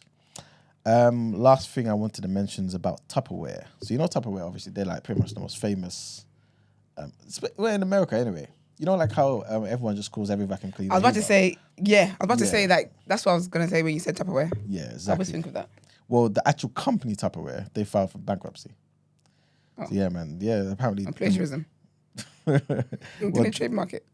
Well, I guess how much can you really trademark in it? You know what I'm saying? Can't. They would have made loads of money in their time anyway. And this happens to every business. Which is, by the way, why I keep saying businesses should be allowed to fail and stuff. But anyway, that's another story. You think that's Trump? No, Trump. just more so about when governments step in to basically bail out companies, wasting taxpayers' money. Oh, okay. Taxpayers' money. But Tupperware, long story short, man, they've filed for bankruptcy. And yeah, it might be the end for them. There's one more thing I wanted to mention. I think it's about Nike. So the boss of Nike, basically, he stepped down. There ain't much to it, but he's looking to step down next month. So he's going to make way for somebody else to take his position and whatnot. See, that's how you step down. Yeah, there you go. You know, Diddy people should have taken notes. So in a statement, Nike pretty much said that, well, this guy's name is John Donahue. He said that he's going to retire on the 13th of October. He's going to stay on in an advisory role until early next year to ensure a smooth transition. But yeah, long story short, man, he's stepping down, man. Done a lot of work for the company, I guess. But yeah, that's pretty much it for the People's Journal. Okay, let's get into Word on Road. All right, before we go on to Word on Road, do you, both of y'all, believe in fair and sustainable horse riding? Mm-hmm. As in, is it possible? Or do you mean, do you believe that should be the case? What does that even look like? Both. Is that like the ones in like the shopping centres when we were kids? What's a fair and sustainable horse? Horse riding. You know, equitation? Yeah. Or question? I don't know how it's pronounced. Definitely not equitation.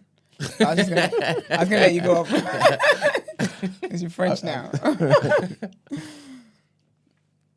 No, but what's a fair and sustainable? I'm asking the question. No, but I didn't know it was unsustainable and unfair at the moment. I guess it would be unfair to the horses. 100%. Because we're using them, was jumping on them. And, you know what I mean? So that's what's unfair. But eating hamburgers and stuff is a great time. You don't think that's unfair to the cows? Both could be unfair. Fair that. Do you know what? Yeah, because there is cruelty, justice for the horses, actually, as a matter of fact. Because sometimes they'll be overworked and whatnot. And people use them and they're betting on them and stuff like that. And some of them as well, people that cheat, inject them with interesting things and whatnot. Oh, yeah, that's true. Yeah. So actually, yeah. So let's make horse riding. I would never ride a horse, chow. And no business in there. All right, people are correcting me. So Stacey says equestrian. And Star Crew says equitation. I guess he's... So who's lying? He's copying you. I guess he's copying me, yeah. Okay. All right, cool. So, have you heard of vegan horse riding? I'll stop it. No, I haven't. I'm surprised you haven't, Emmanuel. No, Don't you get vegan digest? No, I don't, man. Oh, you're not subscribed? It's too expensive. All right. Why are you subscribed? Why are you subscribed? Question. Me? Yes. I want to see how the other half lived. Let me show you. What's a vegan horse? Let me show you. It's green. What? Is that a horse on the thing? It's like a penguin. We take a music. Where's the horse? So you can just end laughter.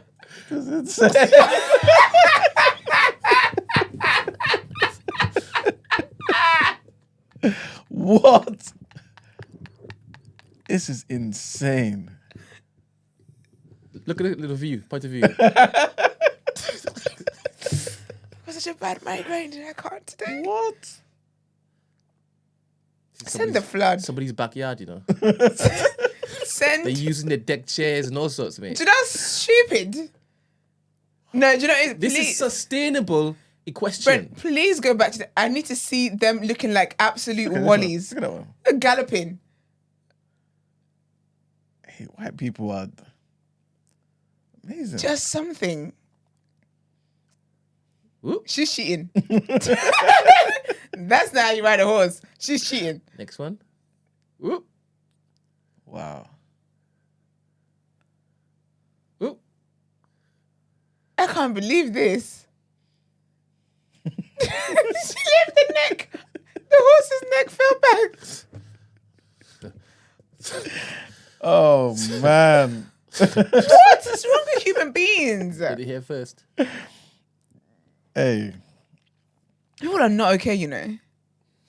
Sometimes people are actually not okay. Like, who thought of that? Go where the love is. Do you know that's so? You'll find other activities. The range, honey. That's crazy, man. All right, we're on the road. Oh gosh.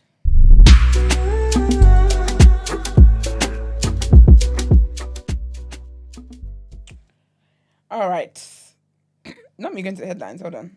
Okay. So basically, Cardi B and Offset are allegedly being sued. Well, not allegedly. They're being sued for not paying. So they've got a song called Like What?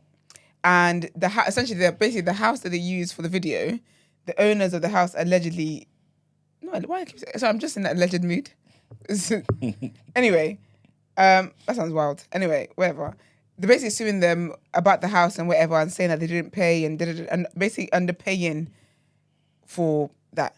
Cardi B's come out on Twitter and basically said that they're liars. She said, we paid those people $10,000 in cash to rent the property for a whole 24 hours that same day, 6 a.m. to 6 a.m. the next morning.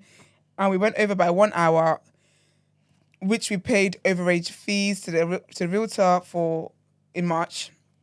Basically trying to say that they're trying to finesse them to trying to say we told them it was a TikTok video when that was nowhere in the contract and they didn't hear the whole song playing. Basically, they can't sue. I don't think they're gonna win that because them saying that they thought it was a TikTok video. Sorry, what's that gonna do anything? I'm renting your house. Whether I do a TikTok video or whatever I do in here, unless it's a crime, I wouldn't think that's your business. But anyway, she said that they want to find loopholes and get over, but iron your best suit, bitch. I'll see you in court. Do you know, it's so funny. Someone said the funniest thing I thought was funny the other day. You know, Megan the reporter, the one who was doing detailed reporting on the whole Tory Lanez and Megan Thee Stallion thing. Her name is Megan Cuniff, something like that. So people have branded her Megan the reporter, right? So the other day, there was a case going on, and someone at her, and they were like, Megan, strain your barb. It's time to get work. And she's so sweet. She actually replied, she was like, got it, like I'll be there. It's just so cute. But anyways, this is what's happening in Cardi B's front yard. They always seen that woman. Well, sometimes she deserved it. You can't be telling people to go and beat up women that your husband was cheating with, allegedly. Anyway, Amber Rose and Iman Shumpert, Iman was married to Teyana Taylor. They're divorced now. We didn't even know they were separating until he wanted to go out and leak the details, only for the details to show him as a deadbeat father. It's crazy. Anyways, allegedly. So basically, him and Amber Rose have been seen spotted together in Miami, just chilling, looking like they're on the beach and whatnot. I guess when you go to Miami, what else would you do? And then her friend entered the comments of the Shade Room, because the Shade Room posted the picture. Her friend, who's very close to Tiana, posted, basically left a comment, and I thought it very interesting. That's why you gotta keep your eyes open.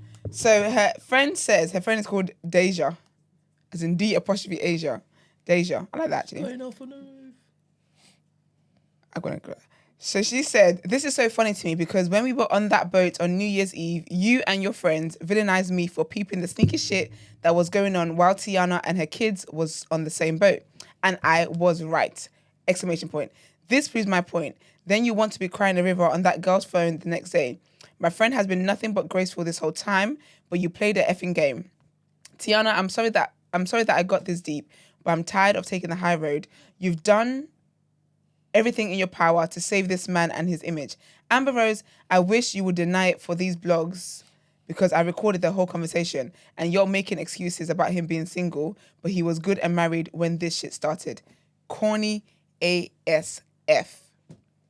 That's crazy. Amber Rose is going down bad. Because she had a whole thing when Kanye cheated on her, talking about she's anti-cheating and blah, blah, and then Wiz Khalifa cheated on her, had her take care of the babies, because he's talking about he wants to go and tour and work. This time he was flying out women, allegedly. Crazy. That's sad, man. That's sad. But Tiana's out here being a baddie and being a woman. So there's that. What else is going on? Oh, yes. I was talking about topic of the day. The rest of it is about Diddy. So trigger warning, please.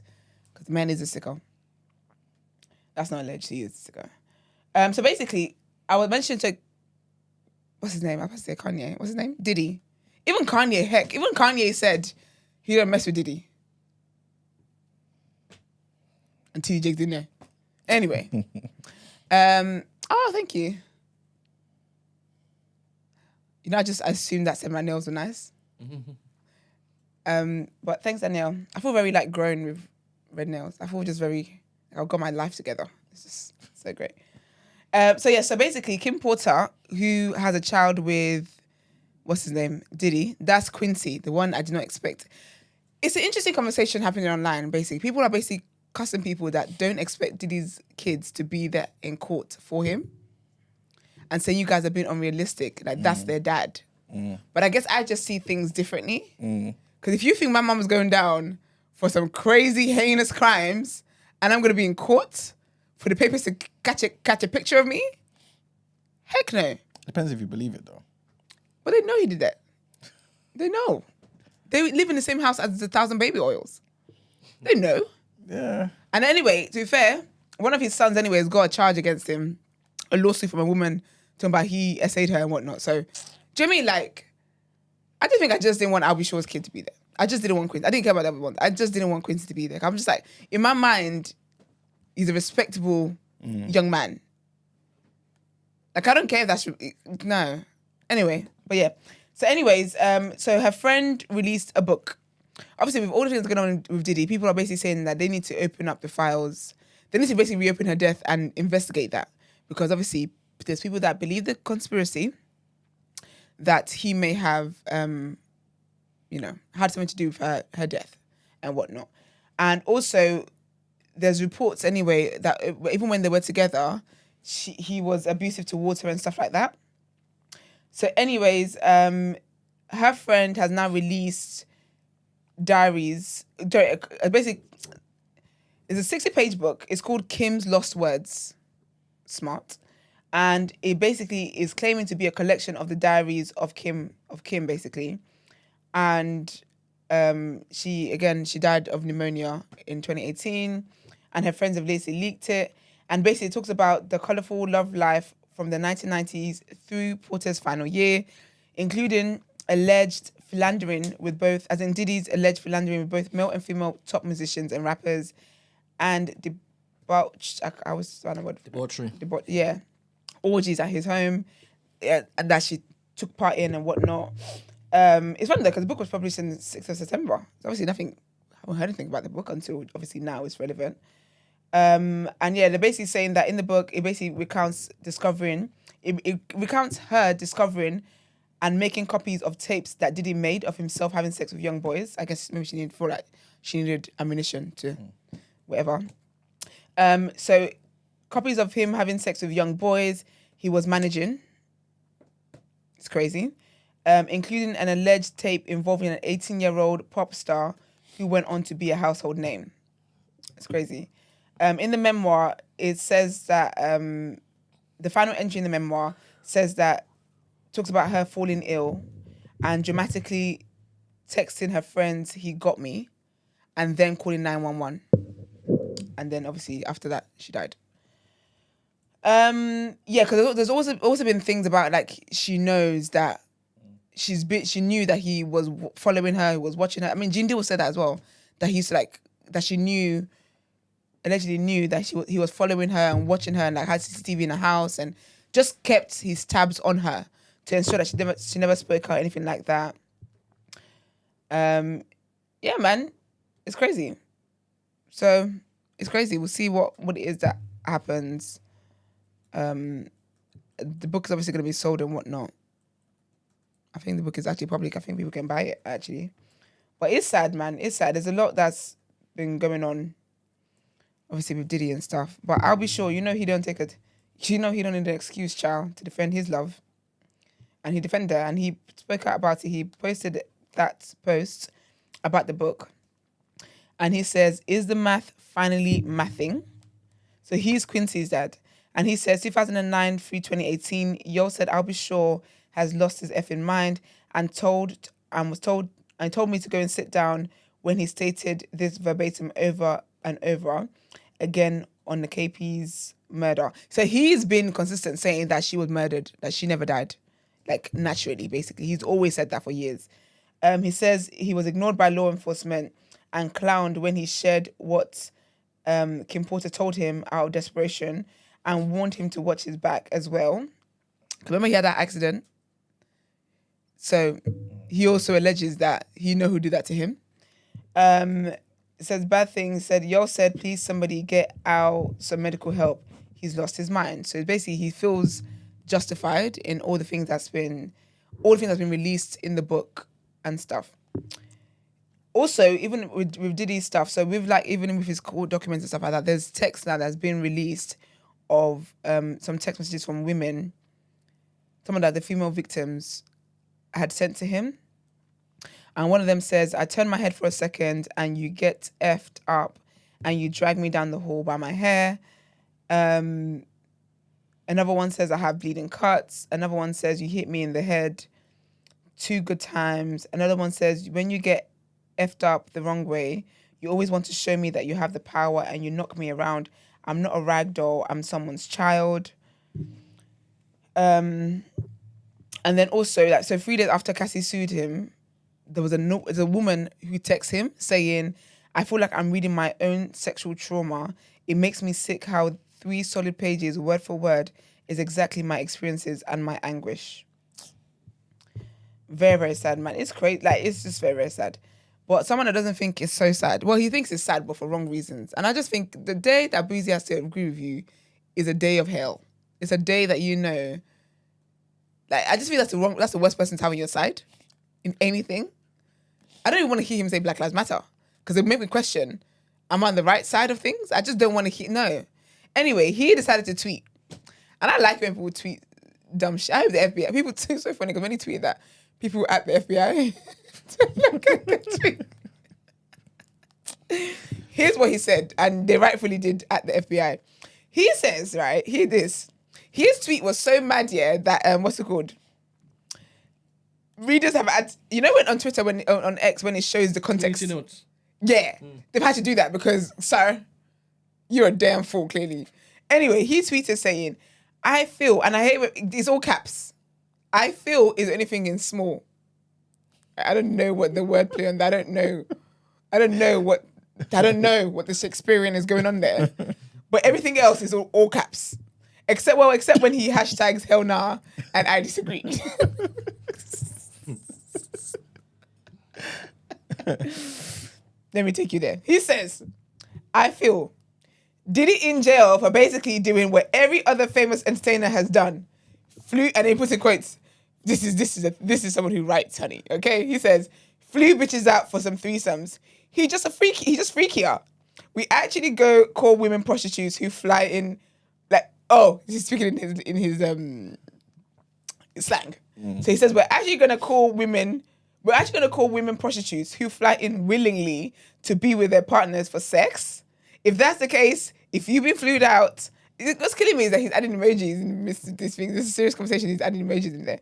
He says, in that case, if you've been flued out and had sex, you should be labeled a prostitute. To exclamation point emojis and then the big bright red ones. If that's the case, that's 80% of the women reading this. Can you imagine me mind my business reading this? And you're not even being called a prostitute. Anyway, he says, in trafficking, hashtag hell nah, and hell nah is in lower caps. I don't really think he meant the hell nah, because everything goes in the caps. Then he goes, you're a celebrity, you gotta fly pussy in. How else you gonna get the pussy? Can you imagine? He says, you're never in one place. When I saw that video, I was pissed off at this nigga like he really got a problem.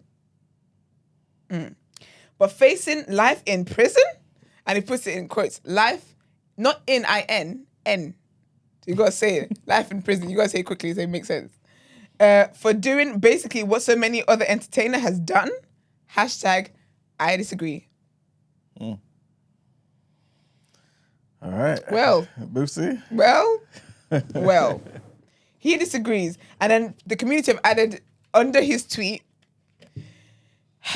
Diddy is charged with racketeering, sex trafficking by force, fraud or coercion, and transportation to engage in prostitution. The incriminating acts alleged include arson, assault, sex trafficking, bribery, kidnapping, forced labor, distribution of narcotics, etc.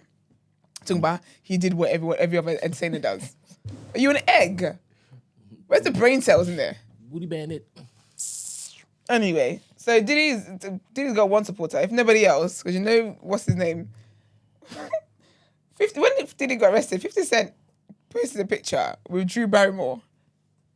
Drew minds her business. She just has a talk show where she does without shoes on, and she just sits on the sofa and whatnot. You know when a white woman's in that vibe, when they have the hair, it's giving just taking in the energies and the nature and whatnot, and they're just there and their feet touch the ground. I guess all the chakras and stuff like that flows into the feet and stuff. That's what they say, right? They touch grass and stuff like that. Yeah. Mind her business. And then what's his name? 50 Cent posted a picture of her talking about, this is me here, not in jail. Something else. He's so petty, it's ridiculous. But anyways, that's what's going on in these streets. It's interesting. Like, it will be interesting. I wonder if the FBI, like, if all of this case, if they're looking into like murders, because I guess obviously they can't go off speculation, but the speculation of Tupac, of Biggie, of Kim Porter, like, it will be interesting to know that. And I just remembered in this moment that he blew up Kid Cudi's car, actually. I forgot about that. Yeah, I forgot about that, you know. Yeah, so there's just so much. So much. I think they need to televise the thingy. Sure. Yeah, I feel like back on... Was Michael Jackson's one televised? Or was it just the verdict that people watched live? I can't remember, you know. I remember people were like quiet and watching it and whatnot. Even OJ's one. Yeah, OJ's was. Televised. I think MJ's... Ooh, I can't remember, you know. Ben, do you remember? I just remember him being outside and standing on cars and stuff. The OJ one, they did that because of the race riots that were... Or there's the civil and social unrest okay. at that time. So that's how they want to calm people down? They let the public into the courtroom. Okay. Yeah. I think that was why they did that. But I don't think the MG one was like that. Then again, I don't know. Let me just Google. I feel like they should televise it, but it's just crazy. Let me Google quickly whether the suicide watch thing is true. But I feel like it's gonna be such a shame, and I don't feel like that's justice for the victims. If I'm being honest with you, if he just gets to die. No, Apparently he is actually. He has been placed on suicide watch. Yeah, the MJ one wasn't televised. It wasn't televised. No. Oh, okay. I don't see Diddy going out like everybody else, you know. Well, like Epstein and that. Oh, they made... How do you think Epstein went out there? That's the question. Yeah, they killed him, innit? Allegedly. Yeah. Let's say it. Allegedly. But I don't know, for some reason I feel like Diddy... They're going to make an example out of him. I feel like he'll go to prison, but he'll just be in prison. Because I feel like his is worse than Bill Cosby and all these other people. Far worse. Far worse. So that's why I'm just like... And again, it's not a ring of one. It will be interesting to see how it goes, but I just feel like personally I want him to suffer. I want him to suffer.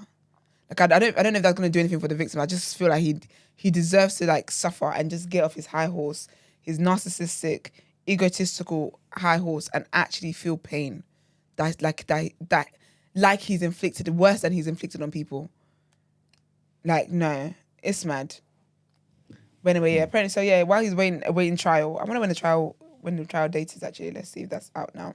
Couple of people in the chat are basically saying they'll be surprised if he makes it to trial. I just, for some reason, I just can't imagine hearing a headline saying Puff Daddy's committed suicide, he's dead. I can. Did you think that was going to happen with Epstein? No, but And look what happened. I guess a lot of people said, yeah, he's gonna quote unquote commit suicide. Yeah. And look what happened. Yeah. I guess so. Yeah. I hope it doesn't. This is different than the R. Kelly situation. Very. It is very different. So I can understand why I won't be like, yeah, I don't see R. Kelly looking to commit suicide, you know?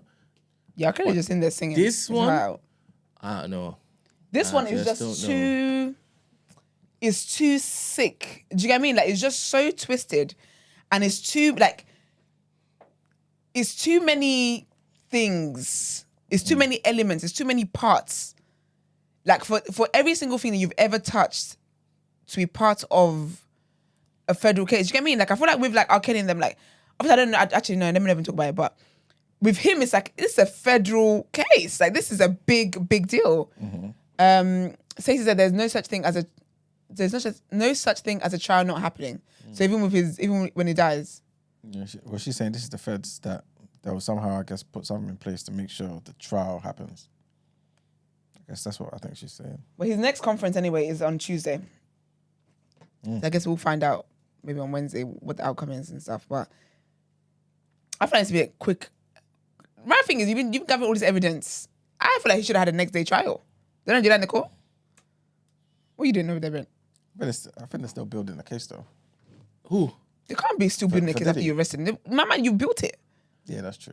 You have to have built it. You got to have had all the witnesses and everyone cooperate. Like you must have, because he's known he's been coming. Yeah. I feel like he actually knew when he was doing all this brother love thing, when he was coming to London out here and doing all this nice. I feel like he's been knowing.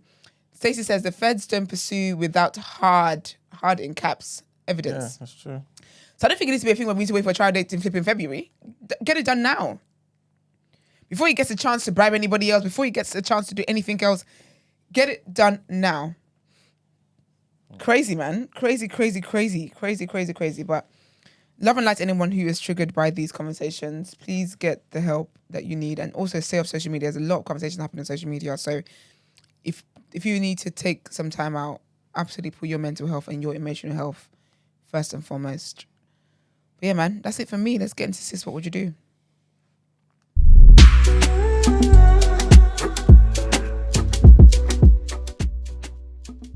I know. All right.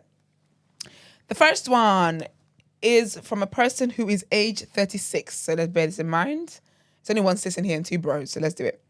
Hi, guys. I want to know if I'm allowed to feel a type of way about this. Just to notify you beforehand, there's a trigger warning. It's a trigger warning, please. Tune out. Lock this off if you need to for a few minutes. Last week, I was watching the episode about dilemmas, and the one where the woman said she was worried her baby was ugly resonated with me to a degree. Not funny though, because I don't feel like my baby is ugly. To give context, my ex and I had sex a year ago with protection, and she stole my condom and my sperm and got pregnant with it. Oh, this is a man. Sorry. I was livid when I found out. Yeah. What? Sorry, what? I'm just deep in it. Mm-hmm. Yeah. What's the male? Is that still stealthing? Stealthing? What is the word? Yeah, something like that. That's sick. Yeah. Okay, so to give context, my ex and I had sex a year ago with protection, and she stole my condom and my sperm and got pregnant with it. I was livid when I found out. I was absolutely fuming. I think she was down bad, and to be honest, I've been doing well for myself over the past 5 years financially, and maybe she saw it as a money grab. I don't fully know why she did it, and I don't really chat to her on a level anymore, even though she's the mother of my child. To be honest, I didn't want the child at first, but she did, and she kept it, and I've been a father for a month now, and it's okay, but I'm having doubts of how much I want to be in my kid's life because of how everything happened, which is hard to forget. Am I allowed to feel this way, or do I need to suck it up and be there for my child no matter what the circumstances are or will be? I really want to by fulfilling my duty as a man, but I keep umming and ahhing. Please could I remain unknown? Of course, babes. My child's mother and I have an ongoing court case, and it wouldn't be great if names were mentioned. Okay, I was going to tell you to go to police. I'm glad there's an ongoing court case. She's sick for that. I think absolutely every way you feel is justified. 100%. I feel like you feel right in not wanting a child and then find out you're having a child. I feel like, and I think, because my thing always usually when it comes to like conversations about people, for lack of a better word, oops babies you didn't plan, unplanned babies, right? Is always my thing is if you're having sex without condoms, well, with no protection, no conception, like what do you think was going to happen? That's what I don't like when people are like, oh, but I didn't want a child. Okay, but you should have done what you need to do. But you actually took the steps to protect yourself, and then she stole it. Yeah, you feel, the way every way you feel, you absolutely feel, nah. I think that what I think you should do, because the sad part is that the child is an innocent party in all of this. Child didn't ask to be here. Child didn't ask for a crazy mum, first of all. And the child didn't ask to be part of any of this. So I think what you need to do for now, I feel like your priority should be taking care of yourself. You know me? I believe in therapy. I believe that I feel like you need to do some work on yourself to just get over it. So that you're able to spend time with your child outside of her, maybe even through court. You're actually able to do something like that where you might have a mutual party, bring the child to you, you spend time with the child and have nothing to do with her. I don't think there's anything wrong with that personally, because you have to take care of yourself, and also it is the right thing to do in terms of like there's a child that's half of you out there. Unfortunately for the child, it's kind of like what we were talking about yesterday. The child is going to grow up and just, the realities of it is that, there's context to it, but I've still been neglected by my father, which is sad because the mum is the reason why that's happened, because she was stupid in what she did. So personally, what I would say and what I would advise any of my male friends to do is I think you should take some time out first to just maybe let the court case be concluded, and then figure out how you're feeling, maybe go to therapy about that. Just deal with it by yourself first, and then from a healthy place, and hopefully from a place where you've been able to just forgive her for the bullshit that's done, because we're here now, be able to be there for your child without her. And also, if you feel like you're in a place where you can take care of the child, take the child from her. Stacey says, part of taking the steps is not effing girls you wouldn't want to be the mother of your kids, but you're not ready for that. That is another conversation, to be fair. Here we go. Listen, man. You know what? It's the weekend. So your cooking's gonna simmer. The man has utilized the protection right there. He's utilized that. He's thinking, okay, cool, as consenting adults, I want to enjoy myself. I'm thinking she wants to enjoy herself. We enjoy ourselves. And then after that... You enjoyed yourself. She had a plan. She's working. It's sick. She's I don't want to talk too reckless about the woman, man. She's sick. I'll be honest with you, and Black Rob said exactly what I would do. I would want nothing to do with her. I can never know that my child is, because I love children more than anything, right? Yeah. So to have my own child out there, I'll take my child from her. And that's what that's it. That's what I'm saying. I feel like if he's in a place to where he can actually be a full-time, like it can be a father to like be an active and present father to that child. Yeah. I personally would take it, because do you know what it is? Because it's not, and I'm not saying that as if to punish the woman. I'm saying that as in like she's not safe. 100%. That's not somebody that needs to be the mother of my kid. She's not. Never. She's not safe. No. She's not safe. But I do think Stacey's point is something to talk about on another day. And Stacey said that that's a conversation for another day. Mm-hmm. I do believe that. I do, because my thing is, well, even with, you can use a condom really, and it can split, and you can still get pregnant. We can't be acting confused. Like I feel like people, adults need to know that when you have sex, there's a chance that people, even on contraception, there's a chance people might get pregnant. Like it's the reality. And I think a lot of people don't want to have that uncomfortable conversation. But I think that let the court case go, see how that goes. I don't know what the court case is for, whatever it is, but see what the conclusion of that is, and then just spend time. And I feel like he needs to come to terms with it and make peace with it in his mind. Yeah. And whatever he does, it shouldn't come from a place of hate, because it's going to affect the child the most. Yep. Unfortunately, you weren't ready for a child, but the reality is now that you have a child, and you seem like a very respectful and sensible person. Yeah.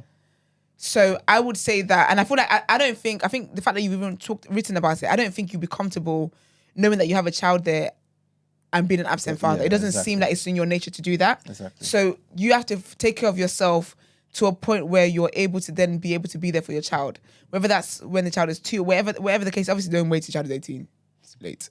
But like I feel like your priority right now should be you taking care of yourself so they can be in the best place to then be a father to this child. Outside of this woman, there has to be something that the courts can do when it comes to, you know, maybe how you get the child for the weekend or whatever the case might be. But also, if you're in a place where you can actually comfortably afford to be an active and present father, it's not just parenting is not just about providing for your children. You have to be there for the child emotionally and all that kind of stuff as well. And you feel like you're in a place where you can actually take care of the child full time. I would look at that. I would honestly look at that option as well. Yeah. I was going to say if a guy stole my sperm. If a guy took my egg and went to create a baby and then put it back in you. Okay, use a surrogate. Say it was reversed. I don't know how to reverse it, but say it was flipped and reversed, right? And I'm in a place where I can actually take care of this child. I'm taking the child from you 100%. because you're sicko. 100%. You're sick, and I'm sure that must be a crime. She might be 100% she's got to be facing jail time. You can't do stuff like that. He sounds like also the type of person I wouldn't want her to go to prison for this. You know what I'm saying? Because it's the ex, and he's probably and this is why he says, to be honest, I think she was down bad at the time. You know what I'm saying? Okay, She was down going bad through you some are. things. You know what I'm saying? People be down bad, but that don't mean I go and rob a bank. No, 100%. No. But it's just he still feels like, you know what I mean? Like at some point in time, Consequences there was something there. Nah, man. Because you know what it is as well. Like, as much as Me personally, I don't think I'll send her to prison. Oh, you do jail with me.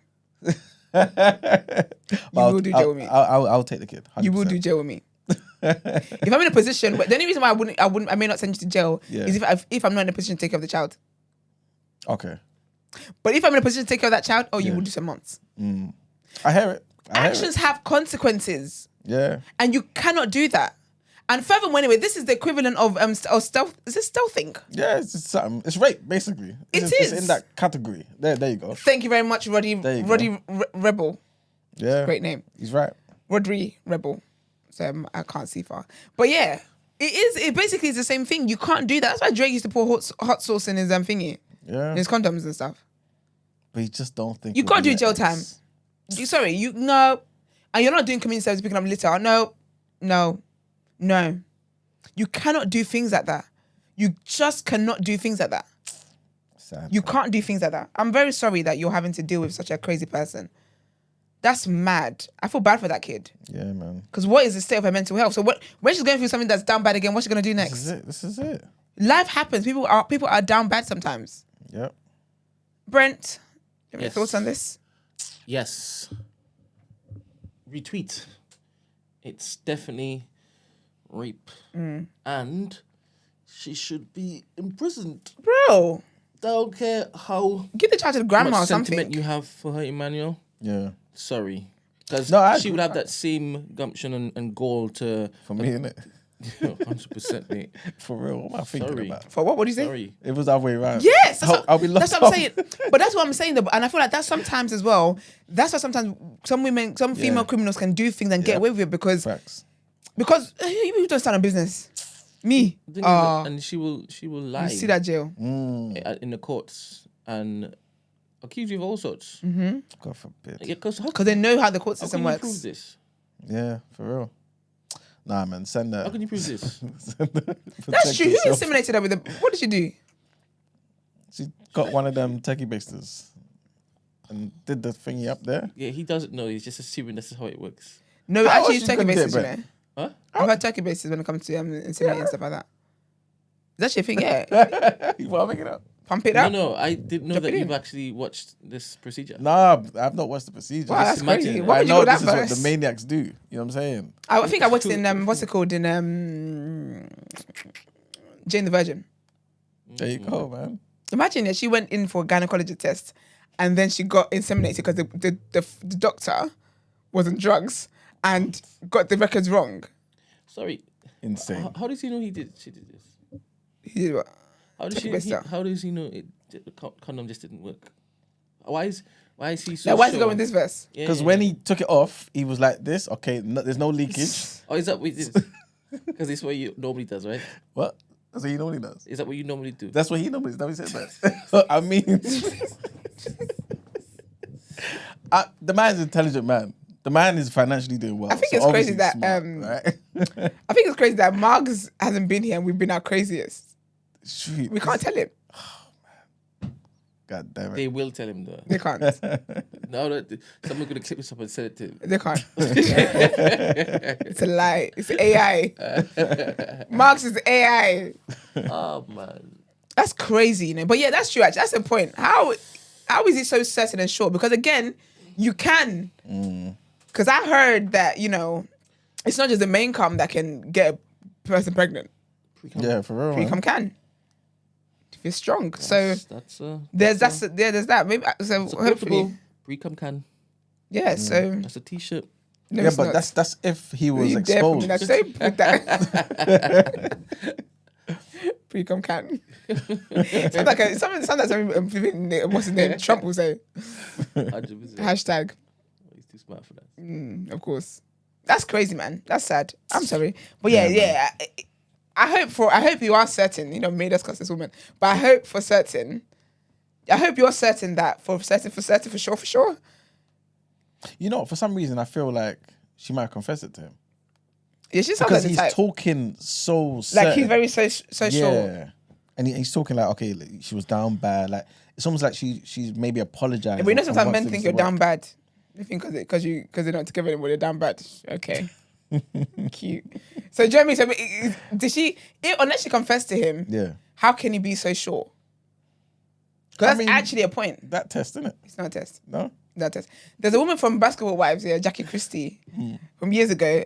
She was married to Doug Christie. He was like a basketball person, whatever, coach or whatever. Anyways, she said how she knows whether her man cheated on her when he goes away on the weekend is she feels his balls, how heavy they are.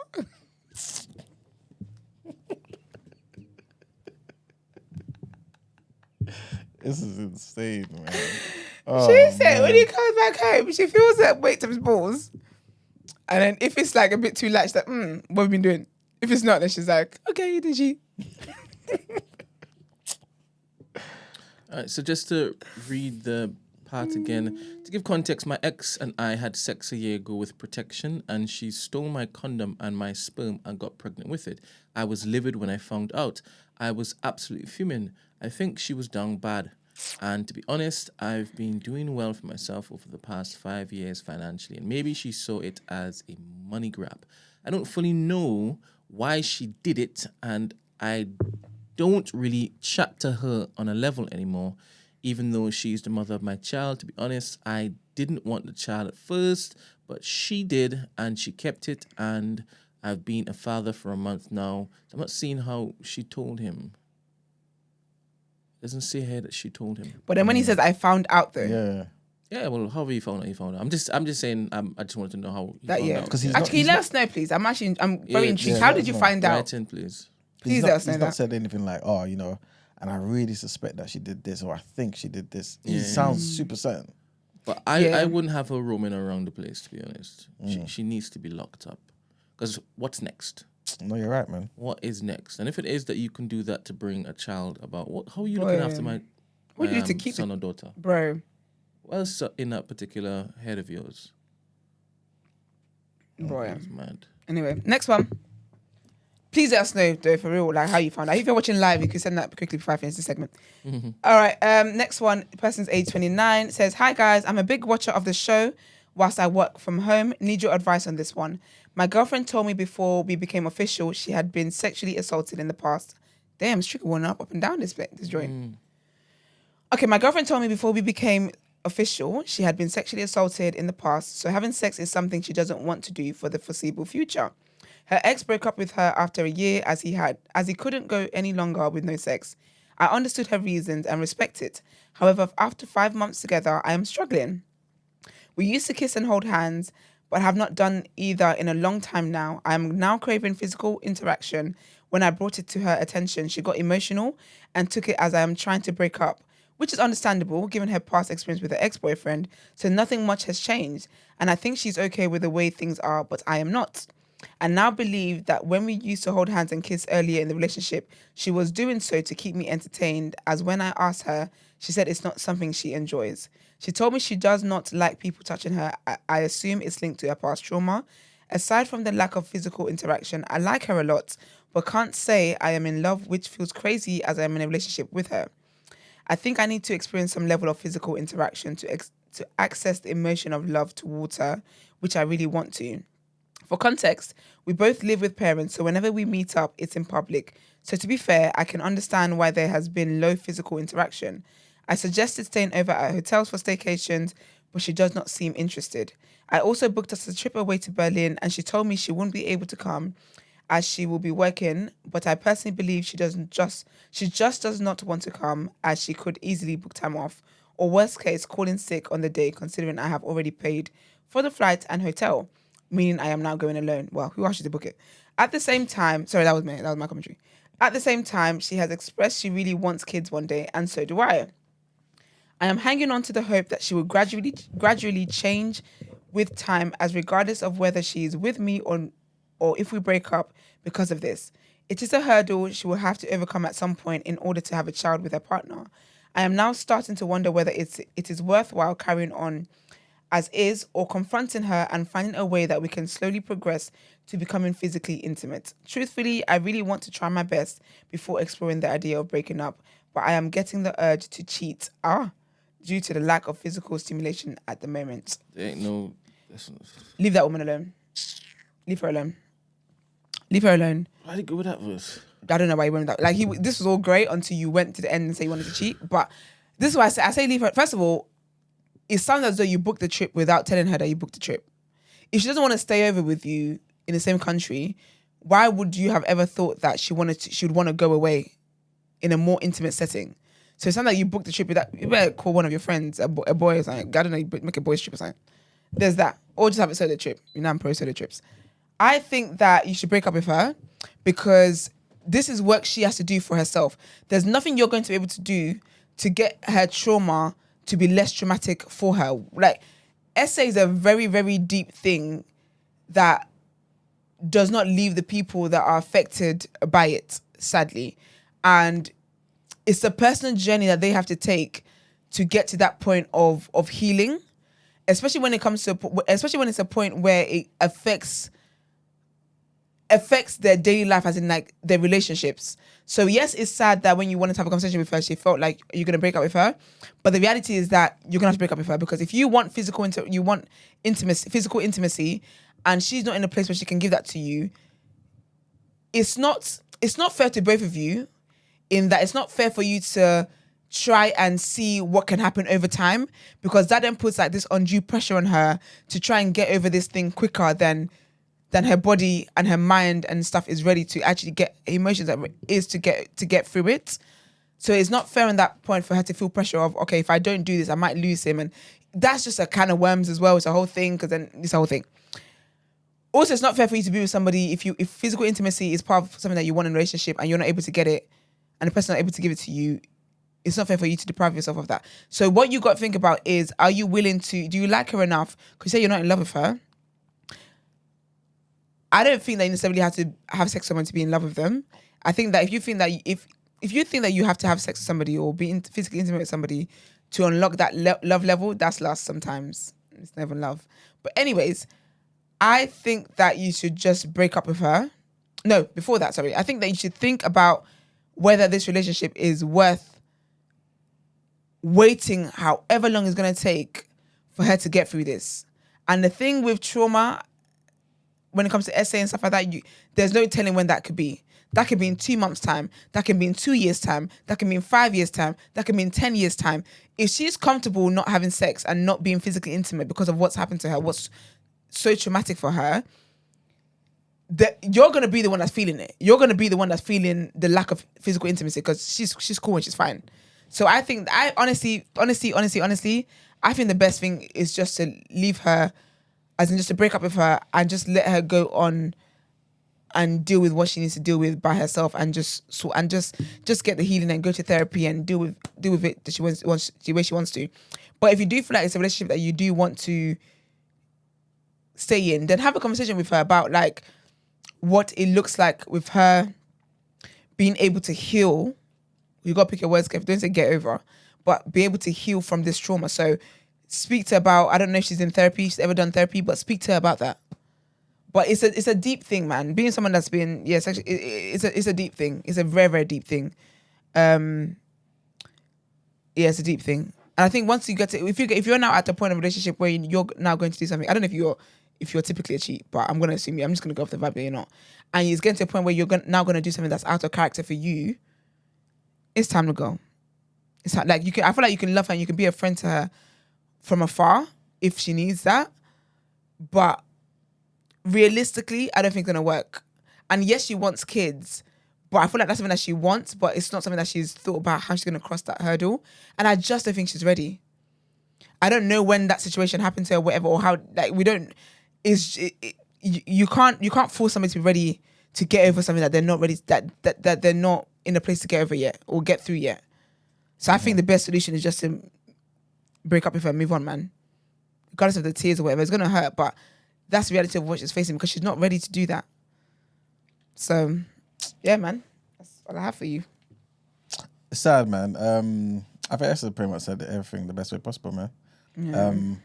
Obviously, I'm glad you added the last bit as well about him, because I feel like that's what he was trying to convey. You know what I'm saying? Like, he doesn't want to. Yeah. He's a human being, he's a man, he's got urges. Yeah. And being stuck here, it's gonna make me do something I don't want to do. That's our character for me, yeah, you know man. What I'm saying? You can't have that either. Yeah. Like, don't become something that you know you never intended to be. That will be on CV. There you go. And that's a record that does not get deleted. There you go. So. You know what I'm saying? Unless it's the blood of Christ. It's not. Even then? No. All right. Not on my watch. So yeah, man, like, just be her friend, man. Because the reality is, obviously she had an ex, she's gone on to you, and if she doesn't sort this stuff out, she's just going to move into her next guy, just delaying what she needs to sort out. The whole kids thing, not to sound bad, but unless she deals with it. She can adopt. Maybe she can adopt. Like, but it's just living life of just management. Yeah, but things are very traumatic for people. And it breaks your confidence. Things are very, very traumatic for people. So he can't, even if in 10 years time she decides that she's not ready yet, then she has a right to feel like that. 100%. But then not to sound insensitive, but then you've wasted your life. She hasn't. No, him. Yeah. That's for what he wants. You're not equally yoked. Because sis is like she's comfortable. Even at the hand holding and kissing, she's doing that for you. She's in a place where she's comfortable not having sex or having any kind of physical intimacy. So maybe what she desires actually is more emotional care and emotional love. Because obviously the physical side she's been violated with that. So it's more like her needs out of a relationship it sounds like it's more emotional. And for you it's physical. Yeah. You're not equally yoked. Well, for him it's both, but it's just the physical is just zero. You know what I mean? Yeah, but then he doesn't feel like he's in love with her though. He just likes her. I don't think his emotion has been met like that. But it's because the physical part hasn't been added to the equation too, to add that intimacy. You gotta go, child. Yeah, long story short, man. Yeah, care about yourself, man. Being the super good guy in this, trust me, you'll lose out. But I think also speak to her about it though. Yeah. But be honest with her in the conversation and be like, do you know what? This is like, just be real with her, but obviously not being sensitive about it. But yeah, man. Shoulders over there. You're on retweet. Are you going to retweet the last one before we even said it? All right, the last one, age 33, says, hey guys, I'm a 33 years. Why do we say 33 and then say year-old? They didn't say it. I just always think that. 33-year-old. Yeah, but it's 33 years old. Because 33 is more than one. 33 years old, or I am a 33-year-old man. You can say both ways. Yeah. Okay, so she's a 33 33-year-old black woman, single, Christian, employed, LOL. Girl, that's important these days, okay? Important these days. I'm just confused about the dating scene. Maybe some of you singles are also experiencing this. Why is it that the guys who are willing to give you the world aren't the ones I'm finding physically attractive yet? So let me start this again. Sorry, let me start again. Hey guys, I'm a 33-year-old black woman who's single, Christian, employed, LOL. I'm just confused about the dating scene. Maybe some of you singles are also experiencing this. Why is it that the guys who are willing to give you the world aren't the ones I'm finding physically attractive? Yet the ones I find physically attractive are just unserious. It's not about me looking for toxic traits. What's NK? I don't know. It's solely physical. Why does this keep happening? LOL. Anyway, I stopped centering men a while ago and it's done absolute wonders for me and my peace, and just focusing on filling my other cups, like pouring into my family, friends, hobbies, lifestyle, fitness, and the bag. But when I dip my toe into dating every now and again, I find that this is still the issue. And please don't tell me to give a guy a chance because I've done that and it bit me in the ass. LOL. Anyway, love you guys. You're doing great things. Thank you, my darling. Oh, and her name is Baby Girl.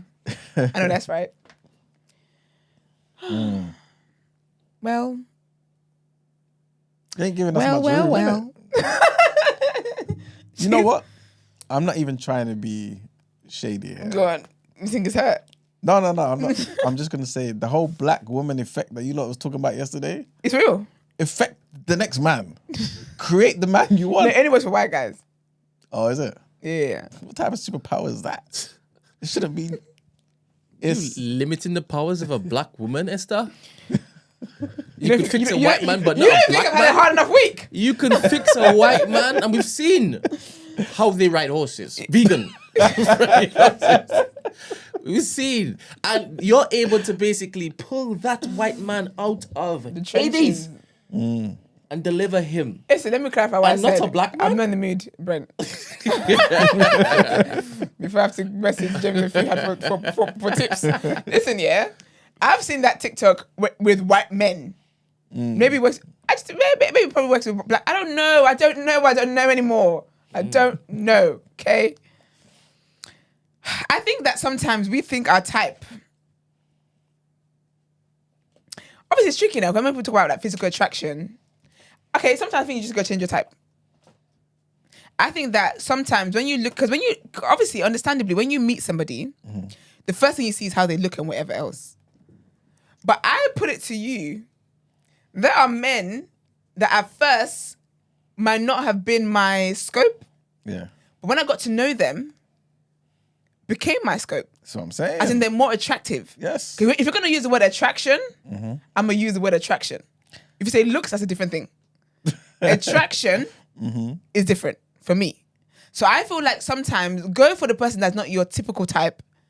Why are you dancing over there? What are you listening to? Are you listening to music? I just clocked how I'm going to do something that Ramsey suggested. Okay. Because he was there talking about never mind. Yeah. Yeah, that's... So he's happy dance? Yeah, I've just found a walk around. That's actually so cool. Yeah. You're just sitting there celebrating. Sorry, I should be listening to you, but... No, I'm very intrigued by that. I like that. Because I feel like your brain, I feel like until you get to the bottom of something, your brain works overtime to get it sorted. So I like this because relief. Yeah. Good. I didn't know you could see me, that's why. No, of course I can. Okay. You're right there. Right on the TMB. Yeah, I feel like sometimes you have to change your type, man. Because if you say that the guys that you always find attractive, they're unserious, then maybe the ones that you don't really find attractive, get to know them. I feel like you find them attractive. I actually don't believe that. Listen, I feel like we can have your type or whatever it is, but I actually feel like when you get to know a person, you know their heart and whatever, out of the inside, I feel like people's beauty, and that's obviously men and women, I feel like people can become more attracted by who they are at heart, because you can meet someone that's very, very attractive and they're a piece of shit and they're not that attractive anymore to you, that they're just like, it can put you off, that they just don't look like a nice person. Do you get me? They don't look warm or attractive anymore. But I also believe it happens the opposite, where it's like you can meet someone that might not necessarily be your typical type, but because they're so lovely, so loving, so caring, everything, listen, you will love them. Because that's how, sometimes people say, oh, how did he get her, or how did she get... because they looked beyond just the physical. 100%. Looks fade. But the thing is, she don't want to do that. She has to, man. Otherwise, why are you running a dilemma? Izzy says, some women need to stop expecting to see their husband in a man they've just met. What does that mean? What the hell does that mean? Explain that. Izzy, I think what he's saying is... let me know. Be like, okay, no, cool. I'm actually curious. So am I, because I don't know what that means. I think it could be one or two things. Oh, I've seen this man over there. He's amazing, beautiful, all this sort of stuff. I want to get to know him. As in, like, my husband should look a particular way. He should be a particular way, or kind of already. So when I meet him, instead of me having to grow with him and that sort of thing. Yeah, I get you. Okay, I get you. Rebecca, big up Rebecca every time. She says true attraction can grow over time. Word. Facts. But she says something has to be there to begin with. Absolutely. So I don't feel like you should go and, be like, I don't know. Actually, let me not say anything today. But I feel like can grow. So I feel like the guy that you typically wouldn't go for, but they're not ugly, go for them. But see how that works out. But she still feels like, and I feel everyone feels like this, like you still want to look at them and be like, oh, you know what I mean? Like, but that's what we mean though, like that will grow. But then she might be thinking, but that means you guys want me to train my eyes to see something else. I'm not trying to train your eyes. I'm trying to train your heart. To cloud my eyes. Well, if it gets to the result we want. Because you know what it is? I feel like she might, let's just say she's got a specific type. There's a specific type of guy that she likes, right? She sees that guy. Let me use Brent and Marks because they're single, right? So let's just say Brent is her typical type. Yeah. But Brents are very unserious. Yeah. Right? It's ironic. And then, but typically she wouldn't find like a Marks attractive. Yeah. But Marks is not ugly. Yeah. He's just not the type that she would typically go for. Okay, cool. But then she goes for Marks and she sees that actually there's so much more to him. I promise you, you're gonna think this is the best looking man that you've ever seen in your life. That's over true. time. So I'm not saying go with a guy that's like absolutely like gives you a jump scare in the middle of the night. Like, God forbid you wake up in the middle of the night, you realize you're laying next to me, you're screaming and shouting. I'm not saying that. However, there's guys that are not your typical type that don't have the physical attraction or the things that you go for that are still attractive. Like you can see that guy and be like, oh, he's a good looking guy. Do you get what I'm trying to say? Josh says women always shooting too high. What? By not wanting ugly guys? Let me see. Do you know what it is though? Because okay, one thing at a time. But Esther, let's try and see this from another angle. Yeah. Like all over the place allegedly, right? Everywhere alleged. Cool. If all right, same example again. I'm not trying to say anything, right? It's just alleged. All over, everywhere. You're fantastic.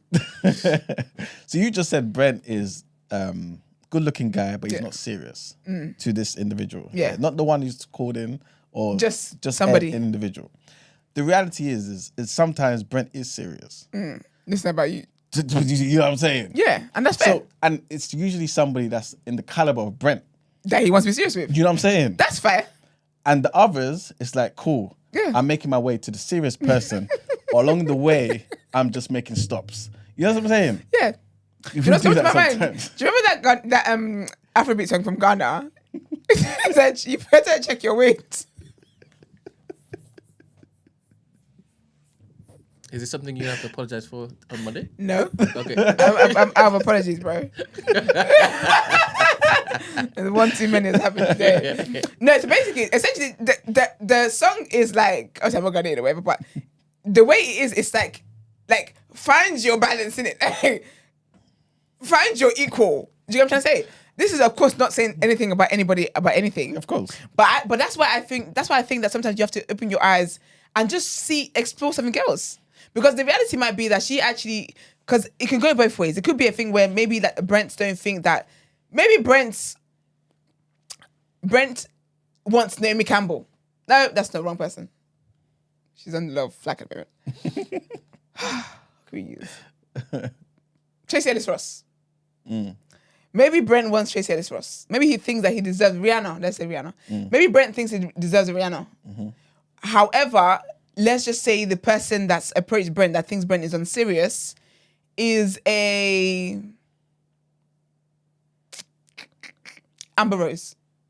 Because I spoke about her earlier. Do you know what I'm trying to say? So, basically with each person feels that they know what they deserve. Yeah. But sometimes the person that you think you deserve might not think that you are what they deserve. That's true. Do you know what I'm trying to say? So the person that you find attractive might not find you attractive because the standards of the person they find attractive might be different. Or also as well, they tick your list doesn't mean you tick theirs. Attraction-wise, you get what I'm trying to say? So so the guys that she might find attractive, it might be like, again, you're not an ugly person. Yeah, of course. But the people that they're typically attracted to is not you. Exactly. So they're not going to take this seriously in the way that you want it to be taken seriously. Precisely. That's why sometimes you just got to. My thing is, I just feel like if you want something bad enough, doesn't mean you're desperate, doesn't mean you're gagging for it, you're dying for it. But if it's a thing where you do want love, you want companionship, you want to find someone that you grow with, I think you can find a guy that's not your usual spec, but he's also not ugly, and watch that flourish and watch that blossom. Yeah, man. Sometimes we think we want something and it's not what's good for you. I've dated guys of all like types and looks, and it's been great. There's lessons, man. Always lessons. I'm lessoned out there, but it's always lessons. There's always lessons. But you get what I mean? So I personally think that that's what existence to do. Like, just because you're not going for the guys that you physically find attractive does not mean that those guys are not actually attractive. Yeah. And I think sometimes people speak about attraction as though like just their perspective, their POV is all that matters. There's a lot of celebrities people find attractive that I don't think are attractive. There's guys that the girls are literally throwing their pant on stage for, and when I see them, like, there's nothing there. But then there's guys that I will find very attractive, and they'd be like, no. Yeah. Do you know what I'm trying to say? So it's not a thing about you changing what you like or having to settle or anything like that. It's just you adjusting what you would typically go for. If you keep going for the same thing and you're not getting the results you want to get, when do you change the formula? And you know what? Yeah, I think to kind of double down on my earlier point, and also what you were saying as well, Esther. Yeah, You're dragging me into it. No, like some of these people you don't find. I think I'm attractive. elaborating here now, isn't it? Some of these people you don't find attractive or as attractive in the beginning. You really can see them in a different light. Absolutely. For two reasons though. I think because you're attracted to other things about them, but as you're together, you better each other. So I'll give you an example. Yeah, everybody will pretty much say, "Oh, AJ is a good-looking guy," right? Yeah. But when he first was boxing, amateur days, I don't think he would have got the caliber of women he's getting today. Yeah. You know what I'm saying? Of course, the money and other things have made him look better, whatever it may be, right? But he also grew into who he is. You know what I'm saying? He grew into so, looks. you know what I'm saying? So I think being in certain surroundings and just leveling up yourself could also occur. So don't necessarily write off the guys that have potential. You know what I'm saying? Because in the same way, not to be disrespectful, but you're obviously not a 10 out of 10. You know what I'm saying? Because there's no 10 out of 10s. Yeah. So there's room for you to grow too. So grow together sort of thing. Just so interesting because when I think about say celebrities that people find attractive and stuff like Anthony Josh is one of the people. Yeah. Where like the girls were literally like, oh my gosh, da, da, da, da. Yep. But he's not an ugly man. He's a very good looking man, but he's not. I personally don't find him attractive. And that's why I'm like, there's people that's out there that you might not personally find attractive, but are not ugly. If the criteria for you is that you don't want to be with someone that's ugly, you can easily find that. Like, easy. Yeah. Brent? There's an update. Yes. Okay. From the sperm guy. Wow.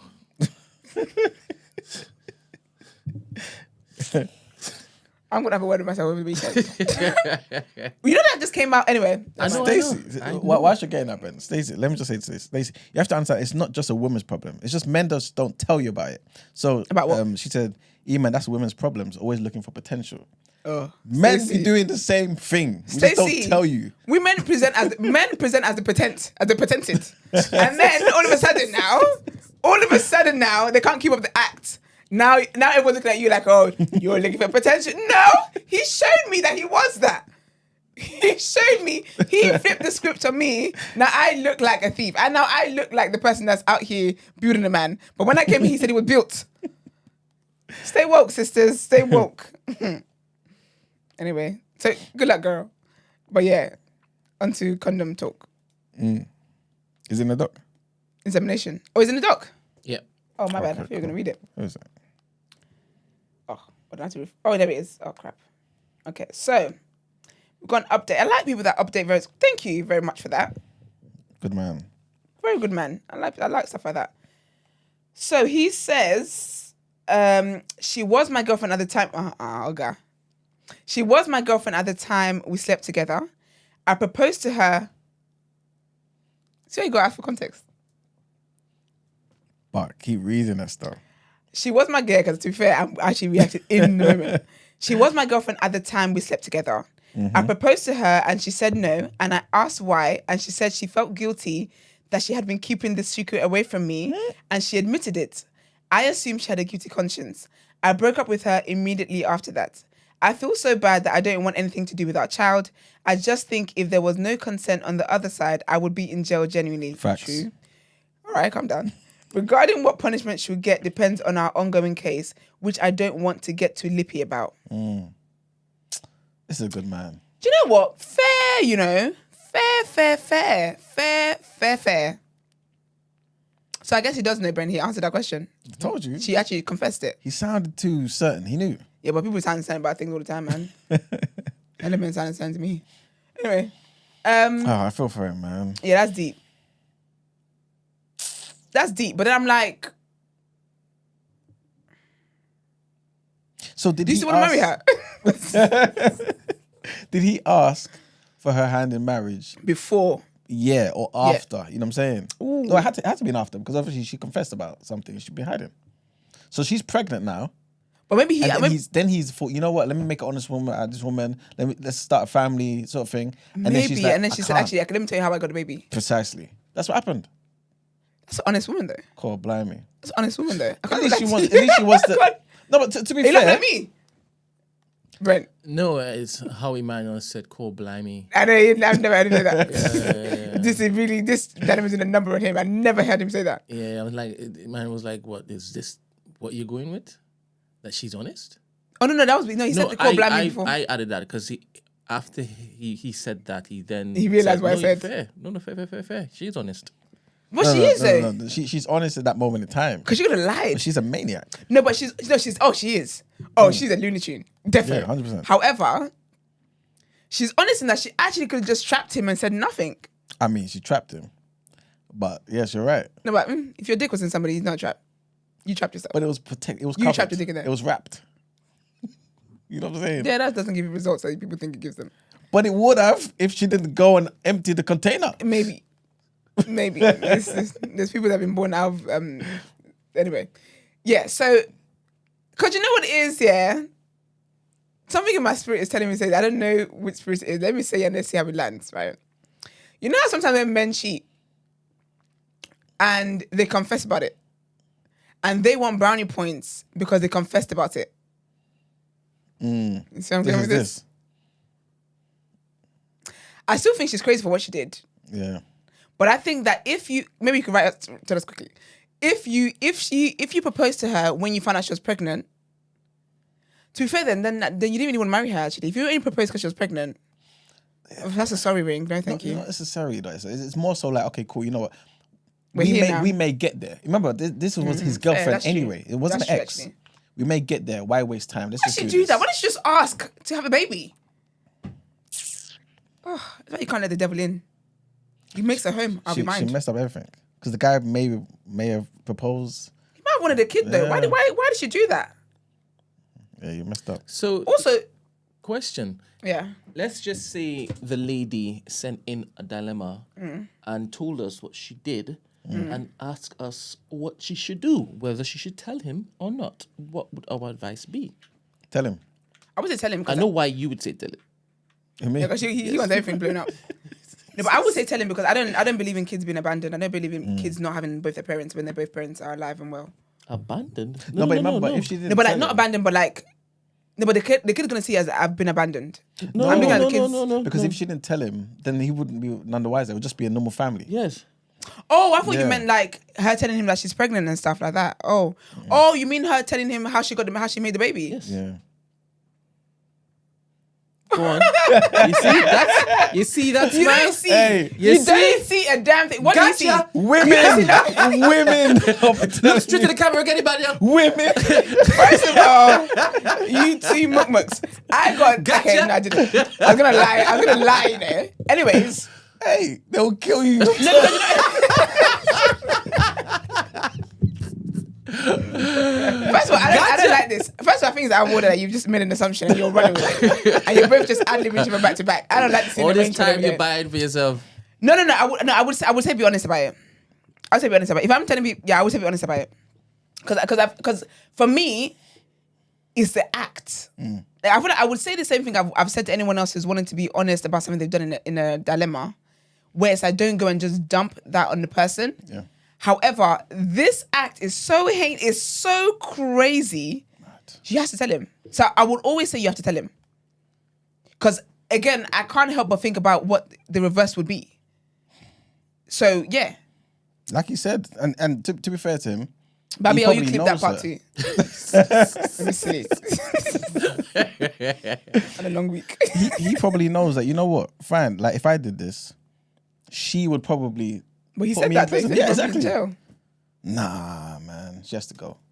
Yeah, man. Take the baby and she has to go. When she comes out, I don't care about it when she comes out. But yeah. So Rara, anyway, let me cuss people today. So Rara says, it feels like Esther's trying to defend her and that's strange. What the hell? So when I've been sitting here, the first half of when we first talked about this, where was your ears then? Where was your fingers to be typing? Anyway. Yeah, man. That's deep. That's deep. I mean, we're interested to see what the court, that's interesting though. How do you even take that? Like, what would the court case actually be about? And like, what is the outcome from the court case? I think the way, this is just based off no real information, no real knowledge. But I don't think she's going to go to prison. That's mad though. Yeah.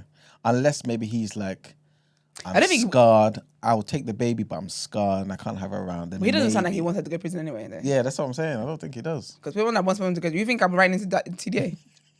By the time you start finding out, the person will already be like the third month of the sentence. You'll be already in jail time. What are you talking about? But no, I think, yeah, that's deep, man. The Brent, now that you have the context, does that change anything for you? No, I'm alright. I told you that. I think she should make jail. Yeah, that's deep. I think she I don't know why she did that. What kind of spirit is in her? It's a whole child now. And this is not something that's so sad.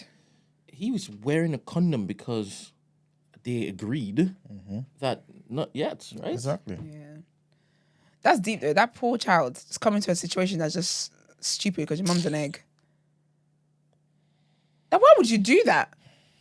You know, and also, weird. Sorry, the idea of anybody thinking that, oh my gosh, I'm down bad in life, I'm gonna have a baby is wild. That's the worst thing. Sometimes I have a bad day and I think, you know what? Oof, I said I have a child. Like at least I don't like that would be, whew. That would just be it. So the idea that you think my life is in hell at the moment, but then again, he said he was doing really well financially. So she just thought, it's a project. Yep. Stop. Kids are not projects, man. What I find interesting is how some of y'all mark the change in seasons with body art or the tattoos. Removal of hair. Yeah, but it's like a new look. Hair thing is different. You just want a new look. You want something to because basically, like having a new look, it just makes you have a better day. As in the removal of the hair. Yeah, because a new look. Gone. Yeah, it's a new look. A new look could be braids. It could be. It could be, but nah. I get that though. I get what you mean. I think it typically happens. Women tend to cut their hair after what is it about? Do you know what? I think it's more like it's a shedding of the old self. It's just that thing. So I said I find it very interesting. I mean, it's very interesting. Anyway, I'm gonna say I'm a business out there. Yeah, it's very interesting. But yeah, because when you feel good, when you look good, you feel better. That's what they say. I got my nails done because I was having an annoying week. I said, I need to pick me up. So I picked some new nails up. Do you mean? So yeah, but that's sad, man. That's very, very sad, man. Love and light to you, babes. And hopefully the court case goes how it is that you want it to go. But I still maintain that I feel like you need to take some time out to figure out things with yourself before you can think of how you can be an active and present and healthy father to your child. Because that's mad. I don't know why? You're also good not asking why, you know. We're in a full-blown relationship. And clearly, like, you know that marrying someone that I would want. You went and did that. I think she definitely let her intrusive thoughts win. Yeah. That's crazy. Anyway, that's that. We've done all the headlines. No, last one. Set. Okay, last one. Let's get into it.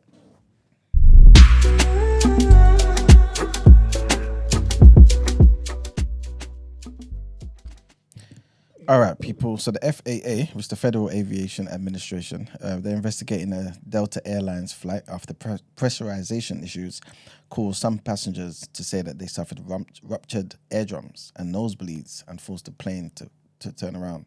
On Sunday, the flight, which is a Boeing 737-900, was traveling from Salt Lake City in Utah to Portland, Oregon, when it was forced to make an emergency landing back to Salt Lake City due to pressurization issues. Speaking to KSL TV, one passenger by the name of Karen Allen said that she looked over and noticed her husband was leaning forward in his seat and had both of his hands over his ears. Allen then noticed other passengers in pain too, saying, I looked about a row behind me on the other side of the aisle, and there was a gentleman that clearly had a very bad bloody nose, and people were trying to help him. Next headline, North Carolina's Republican gubernatorial nominee, Mark Robson, referred to himself as a black Nazi on a pornography websites. Bro, you're so childish, you know. Like, you're so quick to laugh. No, he deserved the laugh. That one was terrible. You laughed at equitation. No, but that wasn't on purpose. You knew it was a question, right? Yeah. Nah, that Sure, no, he did. That is terrible. Brent, It's like of you're all just people. informing yourself it was. No, I mean, the caption that I was reading, it was spelled so I laughed. I was like, equitation. Then I corrected myself. Question. Yeah, man. So this person referred to himself as a black Nazi on a porno website's message board, according to a new CNN report about the current lieutenant governor, who has already been marked by scandal and controversial comments. According to CNN's reporting, Robinson said in the messages that referred to himself as a perv in archived messages because he enjoyed watching transgender pornography. The messages were between 2008 and 2012 on Nude Africa, which is a pornographic website that includes a message board. Robinson, who's North Carolina's first black lieutenant governor, is facing the Democrat Josh Steen, who's the state attorney general, in November. Republicans have reportedly been pressurizing Robinson to withdraw from the race as rumors swirled about CNN's report on Thursday. North Carolina's deadline for candidates to drop out is also on Thursday. And because Republicans already control North Carolina's legislature, a Robinson victory would give them a trifecta and a unilateral control over policy making in the critical battleground states. And the last headline, millions of UK visa holders are being urged to upgrade their immigration documents as the Home Office launches changes to border security. Pay attention, guys. The government plans to replace the physical biometric residence permits, which show proof of the right to live, work and claim benefits in the UK, with digital e-visas. So it's set to be introduced at the end of the year, and the Home Office has earmarked £4 million to support organisations to help vulnerable people who may struggle to obtain an e-visa without assistance. A national advertising campaign will raise awareness of the scheme and encourage those who are affected to take action before many documents expire in December. That's what the government have said. The Minister for Migration and Citizenship, Seema Malhotra, said that everyone with physical immigration documents is urged to take action now to switch to an e-visa, and I want to reassure those who need it that free advice and support is available. However, campaigners have warned changes could lead to a digital Windrush scandal and are urging the government to rethink the scheme before it comes into effect on January 1st, 2025. And that is it for the headlines. It's time to pay them bills. All right, let's get into the reaction.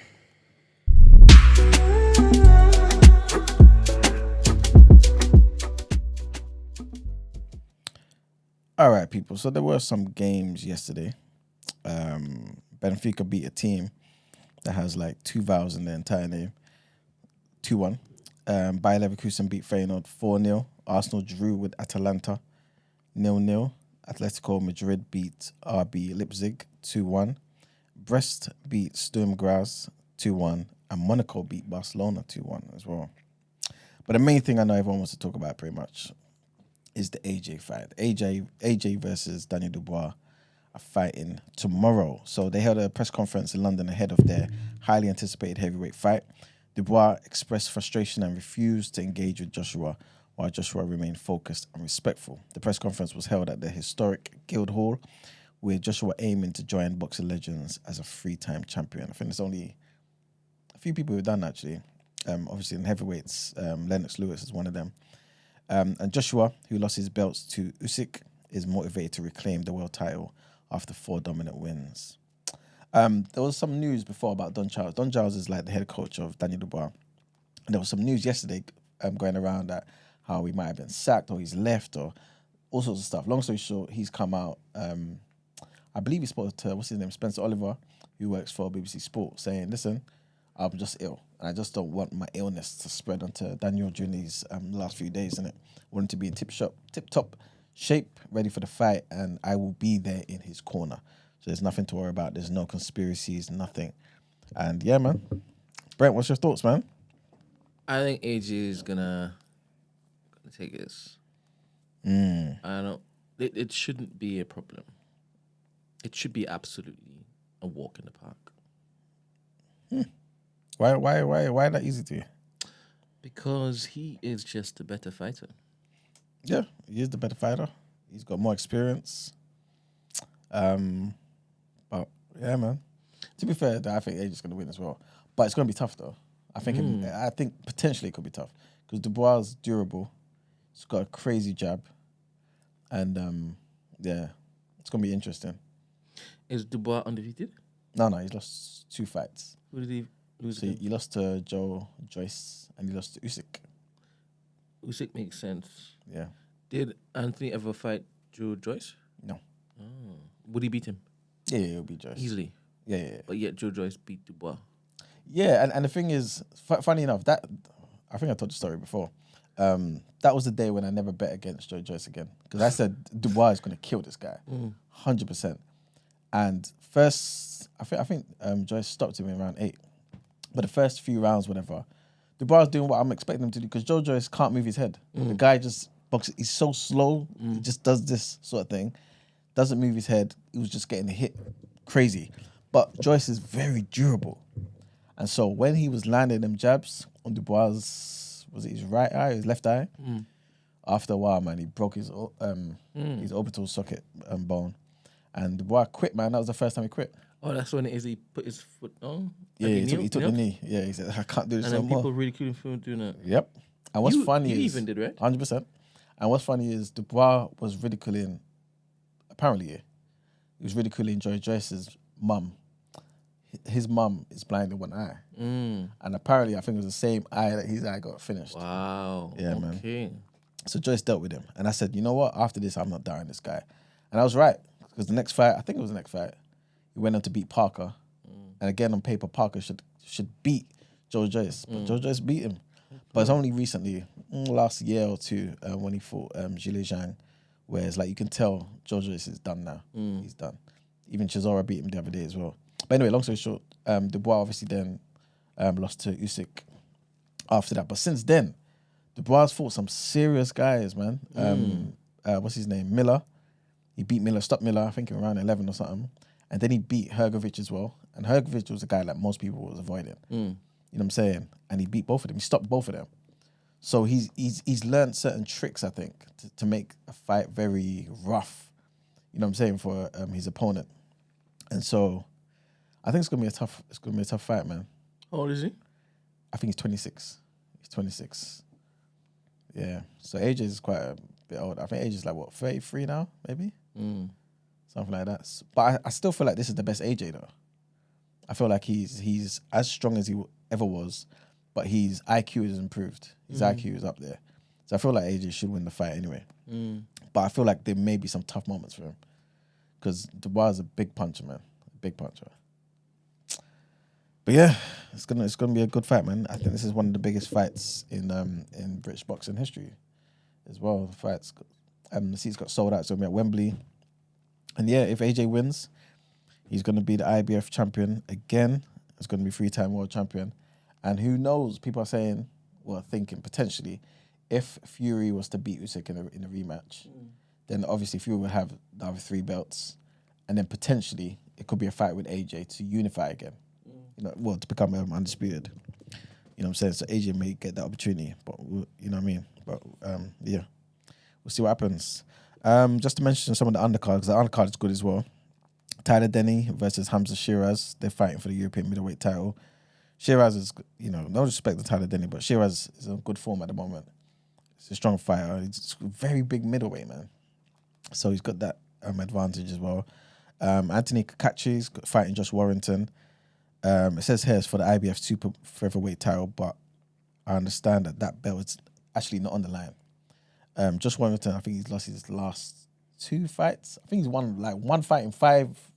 Yeah, one in 5. So that belt's not going to be on the line. The fight I'm looking forward to is Boatsy versus Willie Hutchinson. So that's for the WBO interim light heavyweight title. Willie Hutchinson beat Spider. What's his real name? Craig Richards. In the Riyadh season, in the last Riyadh thingy, and I didn't see that happening, to be fair. And Boatsy's beaten Craig Richards as well, but that was more of a tough fight. Even Craig Richards gave Bivol a tough fight as well. So, it was a shock to see Willie Hutchinson really just outclass him. But Boatsy's a top fighter, man, and I'm hoping he does what he should be doing and gets rid of Willie Hutchinson and actually has a proper title fight next, because I feel like his career is kind of going nowhere for some reason. Josh Kelly's fighting Ishmael Davis at middleweight. That was meant to be Josh Kelly versus, what's his name? Smith. I can't remember his first name now. You know the white guy that lost to Chris Eubank Jr.? They had their fight a couple of years ago or so. He was meant to be fighting him, but he pulled out. He was ill, I believe. So Josh Kelly versus Ishmael Davis. That's going to be a good fight as well. Apparently Ishmael Davis was preparing for somebody else. So he's kind of fit anyway, even though it's only like a week's notice. And then Mark Chamberlain's going to be fighting Josh Padley at lightweight. So it's a solid card, man. So yeah, man. I encourage everyone to watch the show. I'm not telling you how to watch it. If you want to watch it on the streaming services, that free. It's up to you, you know what I'm saying? But you can watch it on DAZN and Sky, Sky Sports as well. I think it's like £20. So yeah, man, it's gonna be a good night of boxing, man. All right. I didn't put in £20 to watch boxing and it's out in the first round. You better wake up. I am in the rise. All right, let's get into the wrap up.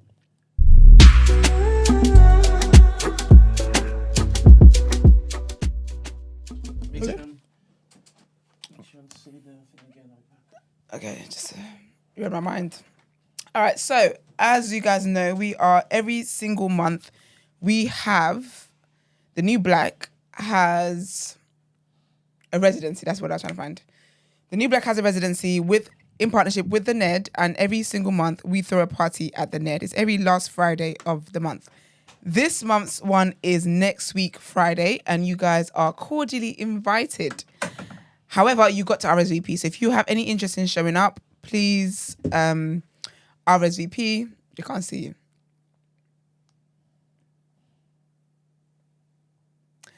Mr. Daryl Blake. Yeah, he came. He's a man of his word. He pulled up yesterday. You gave all of them? Yeah. Sick. And he dropped off. He even said Monday, Yeah. That's sick. Dropped it to a new one. Oh, they've got the thing as well. He doesn't even have this. That's amazing. He doesn't have it. Yeah. This is a timeline of Black history. Let's bring it this way. Let me repeat what Brent says, because you lot can't hear him. It's a timeline of Black history. So, from the beginning when we created the universe up into the modern day. Hold on, y'all. And what I'm going to try and do is I'm going to try and use my iPhone and take a panel picture of everything Well done. put it up as a Wow. JPEG in Discord. Oh. Brent said he's going to try and take his iPhone, do like a panel. You know I could have Yeah, just yeah. done this the whole time. Oh, yeah. So that's what you do. And basically take a picture of this and put it as a JPEG in the Discord so everyone can kind of see it. It's very extensive, you know. Bro. This scans like thousands and thousands of years of Black history. Yeah, serious. Great teamwork. That was lit. Yeah, man. Yes. Big up Daryl Blake Big up every Daryl single every time, man. Love Daryl down. Because I want one of them timelines as well. I can see you having it like across, like this is the decor in your house. 100%. Yes. You know how some people have what are they called? Wallpaper divider things. Yeah, good luck to your wife about that. Yeah, I can actually. That's actually what I can see. I can actually see you doing that. Crazy. When your daughter starts to draw on that, I didn't know her own history to it. But yeah, man, big up Daryl Blake every single time. So of course, people that came on tour and bought that and all that kind of stuff, that all of that will be shipped to you. I'll let Brent do all that admin stuff. But yeah, if you want to party, that's my segment. I'm joking. It's not. If you guys want to party with us next week Friday, make sure you RSVP. And if you want to bring a friend as well or come with somebody, they have to also RSVP. But today is the last day for that. So get it in ASAP. And today we covered. So what did we cover today? Yes, today we covered. Covered my apology in case anyone is trying to be out here being smart.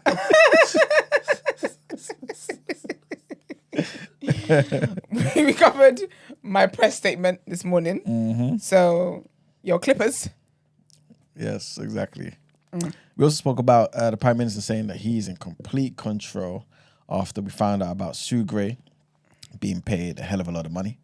Nigel Farage as well said he's giving up ownership of reform. And we spoke about the Hezbollah leader, accusing Israel of targeting 5,000 people in 2 minutes. And he's basically saying, listen, we're going to retaliate. Our topic of the day, of course, was about Diddy, the diddler. And the diddler. And Diddy. There you go, man. I'm basically just asking, is that Diddy? God forbid. Okay. I mean, he's out of jail. Exactly. He comes to get us. And yeah, basically just asking the question of if Diddy goes down, who else is going to go down with him? You know what I'm saying? We also spoke about how British scientists have found a way to store DNA in crystal. Apparently, yeah, it can last for billions of years, man. So we'll be fine, man. And also we spoke about a few dilemmas, which were some crazy dilemmas, man. Some crazy dilemmas. Of course, we spoke about the brother who's dealing with a situation with his ex-girlfriend who artificially inseminated herself. Like, without his consent, actually of did. course. We spoke about another person who's obviously, trying to be a good boyfriend to his girlfriend. Who's that? Oh, yeah. Yeah, you know what I'm saying? But really, we believe you should just let her go. You know what I'm saying? Let her get the therapy she needs so she could be a better person for herself first and foremost. And for you, or the next guy. And obviously you spoke about the other lady who's saying, listen, I want to settle down, but all the guys that I'm attracted to are not serious. You know what I'm saying? So we gave her some feedback on that. Also, we spoke about, the main thing, which is going to be happening tomorrow, the AJ Dubois fight. It's going to be a big, big fight for boxing. One of the biggest fights on British soil. And yeah, man, hopefully our good brother, AJ wins. Yeah. Sorry, I just remember what he said last time. At the end of his last fight. I can't say I'm a Christian. But that the word Bismillah. It's when he said it like he was on his last breath. Yeah. Yusuf had a good, what's it called? Yusuf said it like exactly how you say it. It's so funny. All right, people. Everyone have a great weekend. Hope you enjoyed the show today. We sure did. And yeah, man, we'll see you guys on Monday. Everyone mind your business. Wrap up warm. It's cold in these streets. Yep. Wrap up twice, just in case. Just in case. You've got someone in your life lurking. You know what I'm saying? That's crazy. You know, that's crazy. Yeah, man. Sometimes you got to reduce the sensation. Like, what are you talking about? Case. What kind of... Sorry. Excuse me. What do you think he was talking about? I don't know. I knew what he was... No. I was able to dress up warm for the cold. I didn't want people to catch flus, right? I know you don't take the flu jab, you don't take the COVID jab, you don't take no jabs, right? Then I clocked what he was saying. But then I went back to the entire dilemma is actually crazy. But then he just went off on a sex education thing. And I was thinking, wait a minute, I'm not tagging myself to that conversation that's happening over there. I just mean it's actually crazy. Like, how you still take it out the bin? Insane. Same. But I think it actually is a thing though. Because 100%. remember Drake said he put hot sauce in his and Yes. the girl got burned Yeah.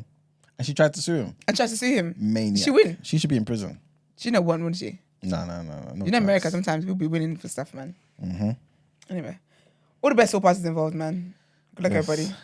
Peace. Stop having sex with people you don't want to have kids with. Bye. Try.